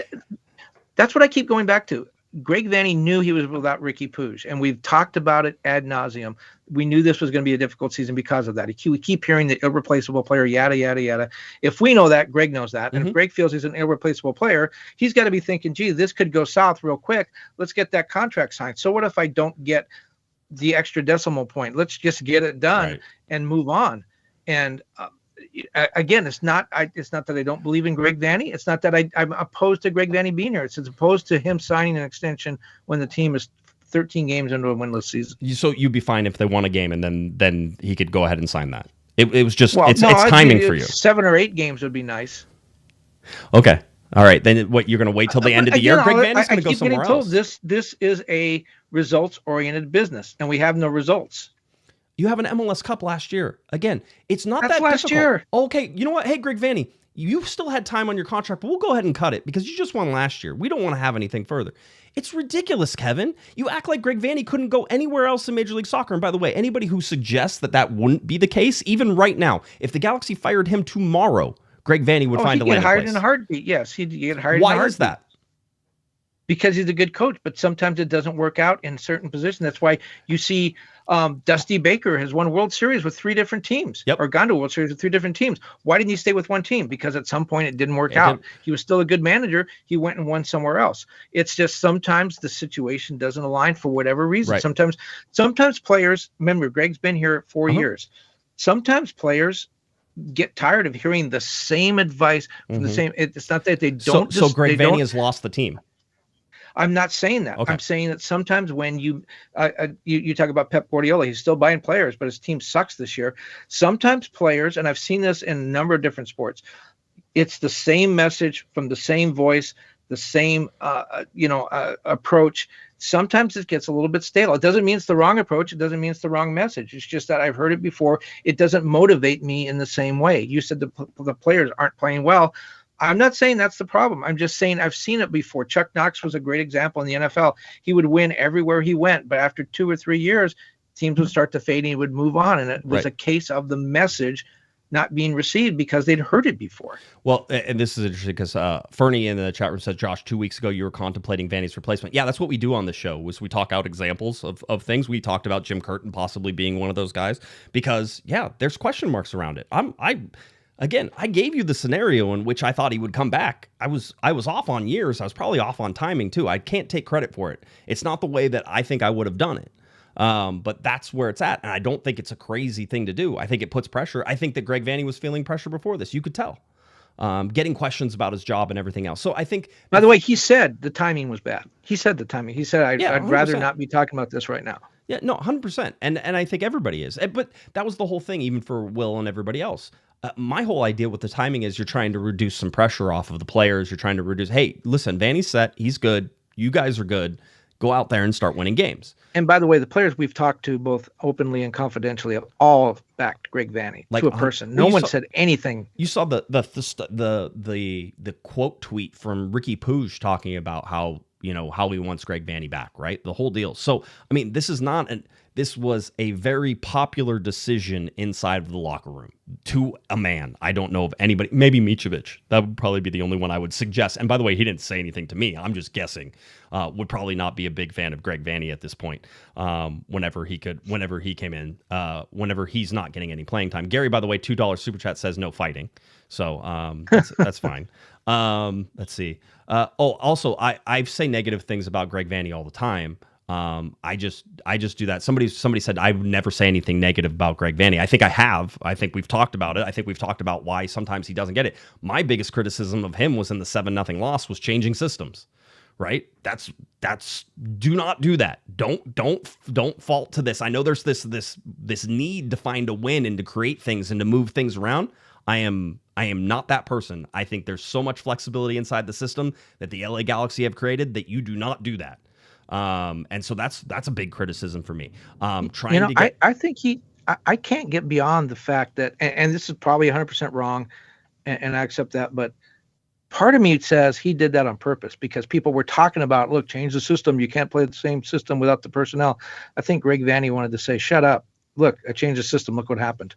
I don't know. Just part of me says I think he did that on purpose. Well, I mean, I think that there were certainly some calls for that, right? But my whole thing is, this is the system that you created. This is the system the players feel comfortable in. Whenever there's an injury, I always tell everybody, try to keep it as simple as possible with your replacements, and I think you have a lot more success in what you're trying to do. Don't do a whole bunch of crazy things. That being said, putting Marco Reus in a false 9 in Philadelphia was a bold choice in sort of trying to figure out how to play without any designated players. I mean, that was a team that went into Philadelphia who's second in the Eastern Conference and put the screws to them for 45 minutes. So, it's again, it's those things, I look at it this way, which is if you have the support of the players and the players want to fight for you when they want to play for you, then I don't think that there's any need to change, coaches, as long as the players believe that you're still that guy. You've rightfully pointed out that you can only lean on that so much. The Galaxy keep losing, and pretty soon they're going to be like, yeah, I'm not listening to you, Greg. We haven't won a game yet. So how come everything's not there? How come everything's not lining up with you? I 100% agree that it only goes so far. If the players want to back Greg, the best thing that they can do is win a game. And my theory on this is last year was an amazing season, right? One of the best ever. But I think that with a couple of exceptions, Ricky Pouge maybe, and a few others, I think a lot of guys played over their head. I think they played the best season they've had. And when collectively you have 8 or 9 guys playing the best season of their career, Maya Yoshida is a good example, a very good player. I think he had the best player a year of his career last year, played most minutes in MLS. I think Yamani's a really good player. I think he had the best year of his career. Mark Delgado, he's been an MLS champion before. Look at his statistics, best year of his career. I would argue John McCarthy, best year of his career. I think you can look at John Nelson. I think you can. Here's a guy that St. Louis wouldn't let him play in the playoffs, and was available. And Will Kuntz, smart enough to go get him, had the best year of his career. Those guys collectively and to a person had the best year of their career all at the same time. and I think that gave the Galaxy very little room for error this year. And so when you lose 2 DPs for an extended period, when the guys you signed, Sanabria and Nascimento, don't play up to the capabilities or what you expect of them and get hurt, again, they broken collarbone, there is no room for error. So I think last year, you got to celebrate that. But I think the Galaxy got, you talk about unlucky, I think the Galaxy got a little lucky last year. Guys had career years. This year, there's not that room for error. I don't think the Galaxy were as good as they were in 2024. I don't think those players are that good, and they're not as bad as they're playing right now. I just think last year they played over their head. This year they've had some problems. I would say that, and I've made this statement now multiple times, that 2023 shouldn't have been the bad year that it was. That if you look at the injuries, and then also you had the boycott and everything else that was going on, that heaped a ton of pressure on. And the injuries, basically, I remember there was at one point in the summer where the LA Galaxy got healthy for a little bit, and they went and played, and all of a sudden they won 2 games in a row, and I was like, this is what I was talking about. I remember being on the podcast going like, this is what I'm talking about. I knew it the whole time that they are this good. They just never showed it. Picked up more injuries. That ended up tanking the rest of the season. Everything sort of went downhill after that, and so you could sort of see how 2023 folded up. But 2023 wasn't a bad year in terms of who the players were and everything else. And little did we know, and I think that there was an acknowledgement inside the front office that 2024 would be a better year because of how things were lining up for them. We're seeing that same thing line up in 2026 right now, which is basically them saying, we think 2026 is going to be our good year because we have the salary cap space again. We're able to go out and do stuff. We're going to have the flexibility to make the moves that we did. A good criticism of Greg Vanney is that 2024 was a really great year. The reason they had so many salary cap issues and problems was because the salary cap had been mismanaged in the years before that to basically have it that way. It was, had all of these different contracts and everything that were still hitting the salary cap and caused problems in 2025. Well, Greg Vanney owns that as the guy who was, at one point the general manager and the head coach, right? And so some of that is playing through. So I think this year is sort of the pill you swallowed in 2024 to win in 2024, and 2025 is this year. Now, the injuries are unexpected. Ricky Puig being injured in November, at the very end of November, just, only like 7-8 weeks into with the offseason from the start of the season coming back was a big blow because everybody was expecting Ricky Puig to come back this year, right? So that's a difficult one to sort of replace and do with. And then seeing now the injuries that you've seen to Marco Reus and Joseph Paintsel and Gabriel Peck, Lucas Sanabria in there. You had injuries to at one point Maya Yoshida. And so you've watched this team struggle to be healthy. And when they've been healthy, I think they've been a good team. Evidenced by the fact that I thought they played well against LAFC, but they still don't have any wins. And I'm not going to be sitting here trying to defend that. They don't have any wins. Well, they should at this point. Look back to when Vanney started. I mean, he was the one that brought us Cabral and Grandsir, and then this shouldn't be on him, but he did sign Douglas Costa. That wasn't the player he wanted. It was kind of forced on him. So there's been some mistakes along the way, but when you talk about 2023, I think my thought is expectations. The expectations can be really bad when and what I mean by that is if you remember at the end of 2023, and they traded Tyler Boyd, and they didn't re-sign Billy Sharp. Do you remember the hue and cry? How angry it was? God, yep. Without Billy Sharp, how are we going to... Tyler Boyd's leaving? Well, we don't hear about them much anymore because the guys that came in, have been great. And I think that's the way it should be. It's like, what have you done for me lately? That's what you're hearing from like Mark Delgado. That's what you're hearing from Gaston Brugman. That's what you're hearing from Dejan Joveljic, right? Because the guys who were brought in haven't been there. Again, that's pressure on Will Kuntz. That's pressure on the front office to get the guys who bring it in right. They haven't 100%. Now, is there some light at the end of the tunnel for this? Maybe. Nascimento had his probably best performance as an LA Galaxy player against LAFC. There's low bar, by the way. Not saying there's anything. But we talked about Sanabria already, and I thought that was a huge step forward for him in the LAFC game. So, again, things may be getting better, but the Galaxy have to prove it and win it. And unfortunately for them, they're on the road against San Diego in what will be a very difficult game, and San Diego will certainly be looking to press them, a 1:45 p.m. game on Saturday. Apple MLS Season Pass on Fox and Fox Deportes as well. So if you're headed down there, good luck. Enjoy that down at Snapdragon Stadium. We'll have a preview of that game on Thursday, but the LA Galaxy there. And then the game that we highlighted at the beginning of the month Kevin, we said, hey, if you don't get a win against Sporting Kansas City, that it's going to be real hard to get wins against New York, Philadelphia, or LAFC. And in total, they got 1 point out of those 3 games, the draw against LAFC there, and that it would be difficult to go down to San Diego and win, and that I thought, and I personally pegged the San Jose game as the game that the LA Galaxy would have the best chance at winning in the month of May outside of Sporting Kansas City. So you know what? If they play the way they played against LAFC, I think they have a good chance at San Diego. I do. I agree, but this is the part where I know people will be like, "Oh, he just talks out both sides of his mouth." I don't trust this team. I haven't trusted this team this whole year. They've had leads. They've taken leads against Orlando. They've taken leads against Philadelphia. They don't close out the game. I think with them being more healthy, I think they have a chance to do that. I think that there's real game changers. Bringing Paintsel off the bench against LAFC was huge to what the LA Galaxy were trying to do. Go put that schedule back up there, because you just said something that is, what was the game before the New York game? Yeah, the Sporting Kansas City game, right? Probably one of their best games of the season. A game that, if you're believing that unlucky stuff, they should have won. And then what happens? They go to New York and they it's horrible. It's terrible. So I think if they play like they did against LAFC, they have a good chance in San Diego. But as you rightly point out, there's no guarantee they're going to play anywhere close to that well. So who knows? They do not get me to pick them to win a game until they've actually won a game for the rest of the season. I will not do it. So if you're telling me what's going to happen in San Diego, I'll guess it now. It's a 2-2 draw again. I think that would be something that the Galaxy could get up for. The full week off, getting a little bit healthier, I think will help them. We'll talk about that on Thursday as it goes down. But then the LA Galaxy transition into June after the game against RSL at the end of the month, and then it's away to St. Louis the whole entire month of June.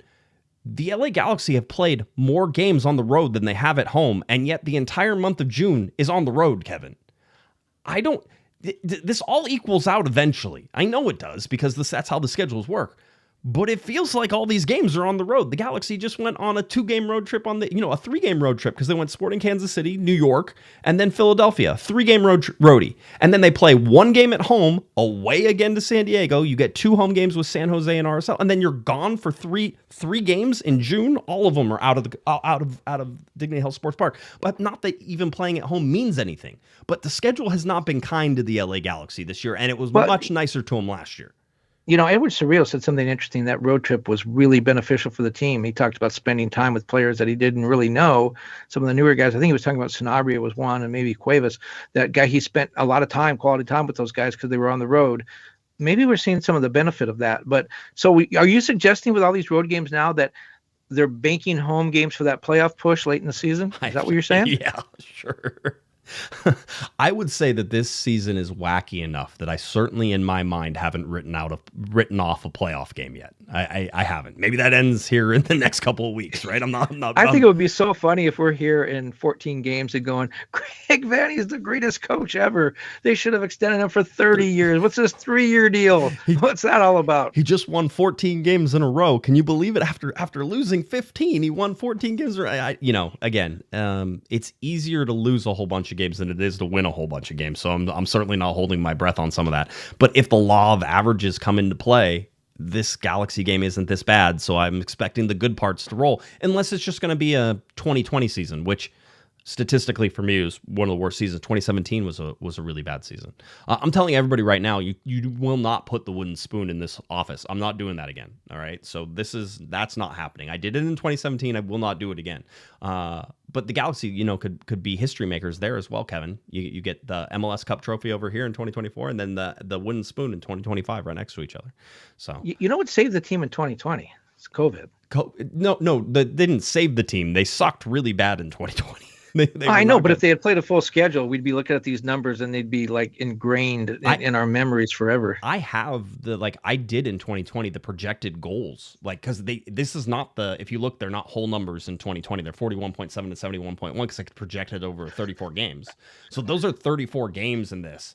And the LA Galaxy right now have scored 29.1. But I was joking around, but the Galaxy scored 12% of their goals for the season against LAFC. Just to keep that in mind, 12% of the goals for the season against LAFC. It might even been 14%. I can't remember. Hold on. Well, they've been shut out 6 times, 4 times last year, 6 times already this year. 16%. Sorry, they scored 16% of their goals against LAFC by scoring 2 goals. Something to watch. I think the offense is going to get better. If Marco Reus can stay healthy. If Gabriel Peck and Joseph Pates can say, I expect that the offensive numbers actually do pick up, and I expect that Christian Ramirez then gets off sort of the slide that he's on right now as well. But the Galaxy have to score more goals. It's the only thing that's going to save their defense is by scoring some goals. So we'll see how that goes again. All right. Let's see. We got anything else in there? I think we've covered everything that we needed to cover. Very long show, a Tuesday night. This is what happens on Tuesday nights whenever we do a show on Taco Tuesday. Did you have tacos tonight? I thought you said it was spaghetti. I thought you said it was Spaghetti Tuesday. Yeah, I know. I don't think my wife got the whole message on Tuesday. By the way, I made the dinner, but she told me what we were having. So, but we did have spaghetti tonight. I was trying to get my youngest to eat like buttered noodles. Doesn't everybody love buttered noodles? Isn't that like a staple in any household? Is buttered noodles? And he was like, I don't like buttered noodles. I'm like, what do you mean you don't like buttered noodles? So anyway, we got him liking buttered noodles tonight. So we will take that as a victory on the night in the Lice household that it is. All right. Yeah, I mean, that is from Lice to buttered noodles. What a That's and everything else in between. That's what Corner of the Galaxy does. That's what we do. All right. Anything else? You good? We can put it to bed. Being it's 9:49 at this point. I'm rebooted on my computer, so I'm good to go. Okay, we can just go for another hour. Then you're ready to rock. Yeah, let's keep. Yeah, sure. We'll have to reboot for another 20 minutes probably. 100%. All right, there we go. By the way, QM Bruce says, "Who knew Lice could create this chain of events? Fight between hosts and a longer show. We didn't even fight." Like, by the way, we knew this was coming. We have been arguing about this. Oh, we talked about it all Sunday. It's going to be a great show. We're going to fight a lot. Where here it comes, right? Like we talked on Friday. We talked on set. Like we were ready to go. We knew this was happening. This is not. We're like an old married couple. Not staged either. We haven't. We've been jabbing each other about this ever since it happened, right? I mean, you called me on the phone whenever you heard because we knew we got you had about a 15-minute heads up, and you were like, "Hey, just have some questions for you," and I was like, "Oh, okay, cool, we did it," and we already started then. I think whenever it was going on, we're like, "What about this?" I'm like, "Well, what do you think? This is why." Well, the whole deal, and you're like, "Rah, rah, rah." So anyway, we've been going for good. So we're all good. Don't worry. Nobody has to worry about it. Patrick, I gave a $2. I'm not doing the laundry tonight. You got to do it. Patrick said that he gave a $2 super chat to the non-show yesterday, so that's always good. Wow. Yeah, it was tough. I was trying to figure out a way to quickly tell everybody that I wasn't going to be able to do the show. But it's always difficult to do. So I appreciate everybody hanging in there. Thank you for all the kind well wishes as well. So if you're looking for Mr. Kevin Baxter, of course, you can hit him on all social media at KBaxter11. Then head over to LA Times for all of his writing. That's soccer and anything else they throw at him. So all the sports you can handle right there at LATimes.com. And Mr. Kevin Baxter always doing a great job covering all those sports. If you're looking for me on all the socials, it's at Galaxy Podcast. Head on over to cornerofthegalaxy.com or head on over to SoundCloud, YouTube, Spotify, iTunes, any of those places that you can find your podcast, you can find Corner of the Galaxy. All right, that'll do it. We'll be back on Thursday, only a couple days away because it's Tuesday and it feels weird, but we'll be back on Thursday to get you ready for the game against San Diego on Saturday. All right, for Mr. Kevin, the Panda Baxter, I'm Josh Pato Guesman. You've been listening to Corner of the Galaxy from the box on cornerofthegalaxy.com. Take it away, Mr. Michael Araujo. You've been listening to the Corner of the Galaxy podcast on cornerofthegalaxy.com. You can follow the show on Twitter and Instagram at Galaxy Podcast. And be sure to check out and subscribe to iTunes, Stitcher, and Facebook by searching for Corner of the Galaxy. Fans, we thank you for listening, and we ask that you be kind and courteous to your neighbors as you leave the podcast. We thank you for joining us and look forward to seeing you again. Until then, I'm Michael Araujo, and on behalf of the entire Corner of the Galaxy crew, goodbye.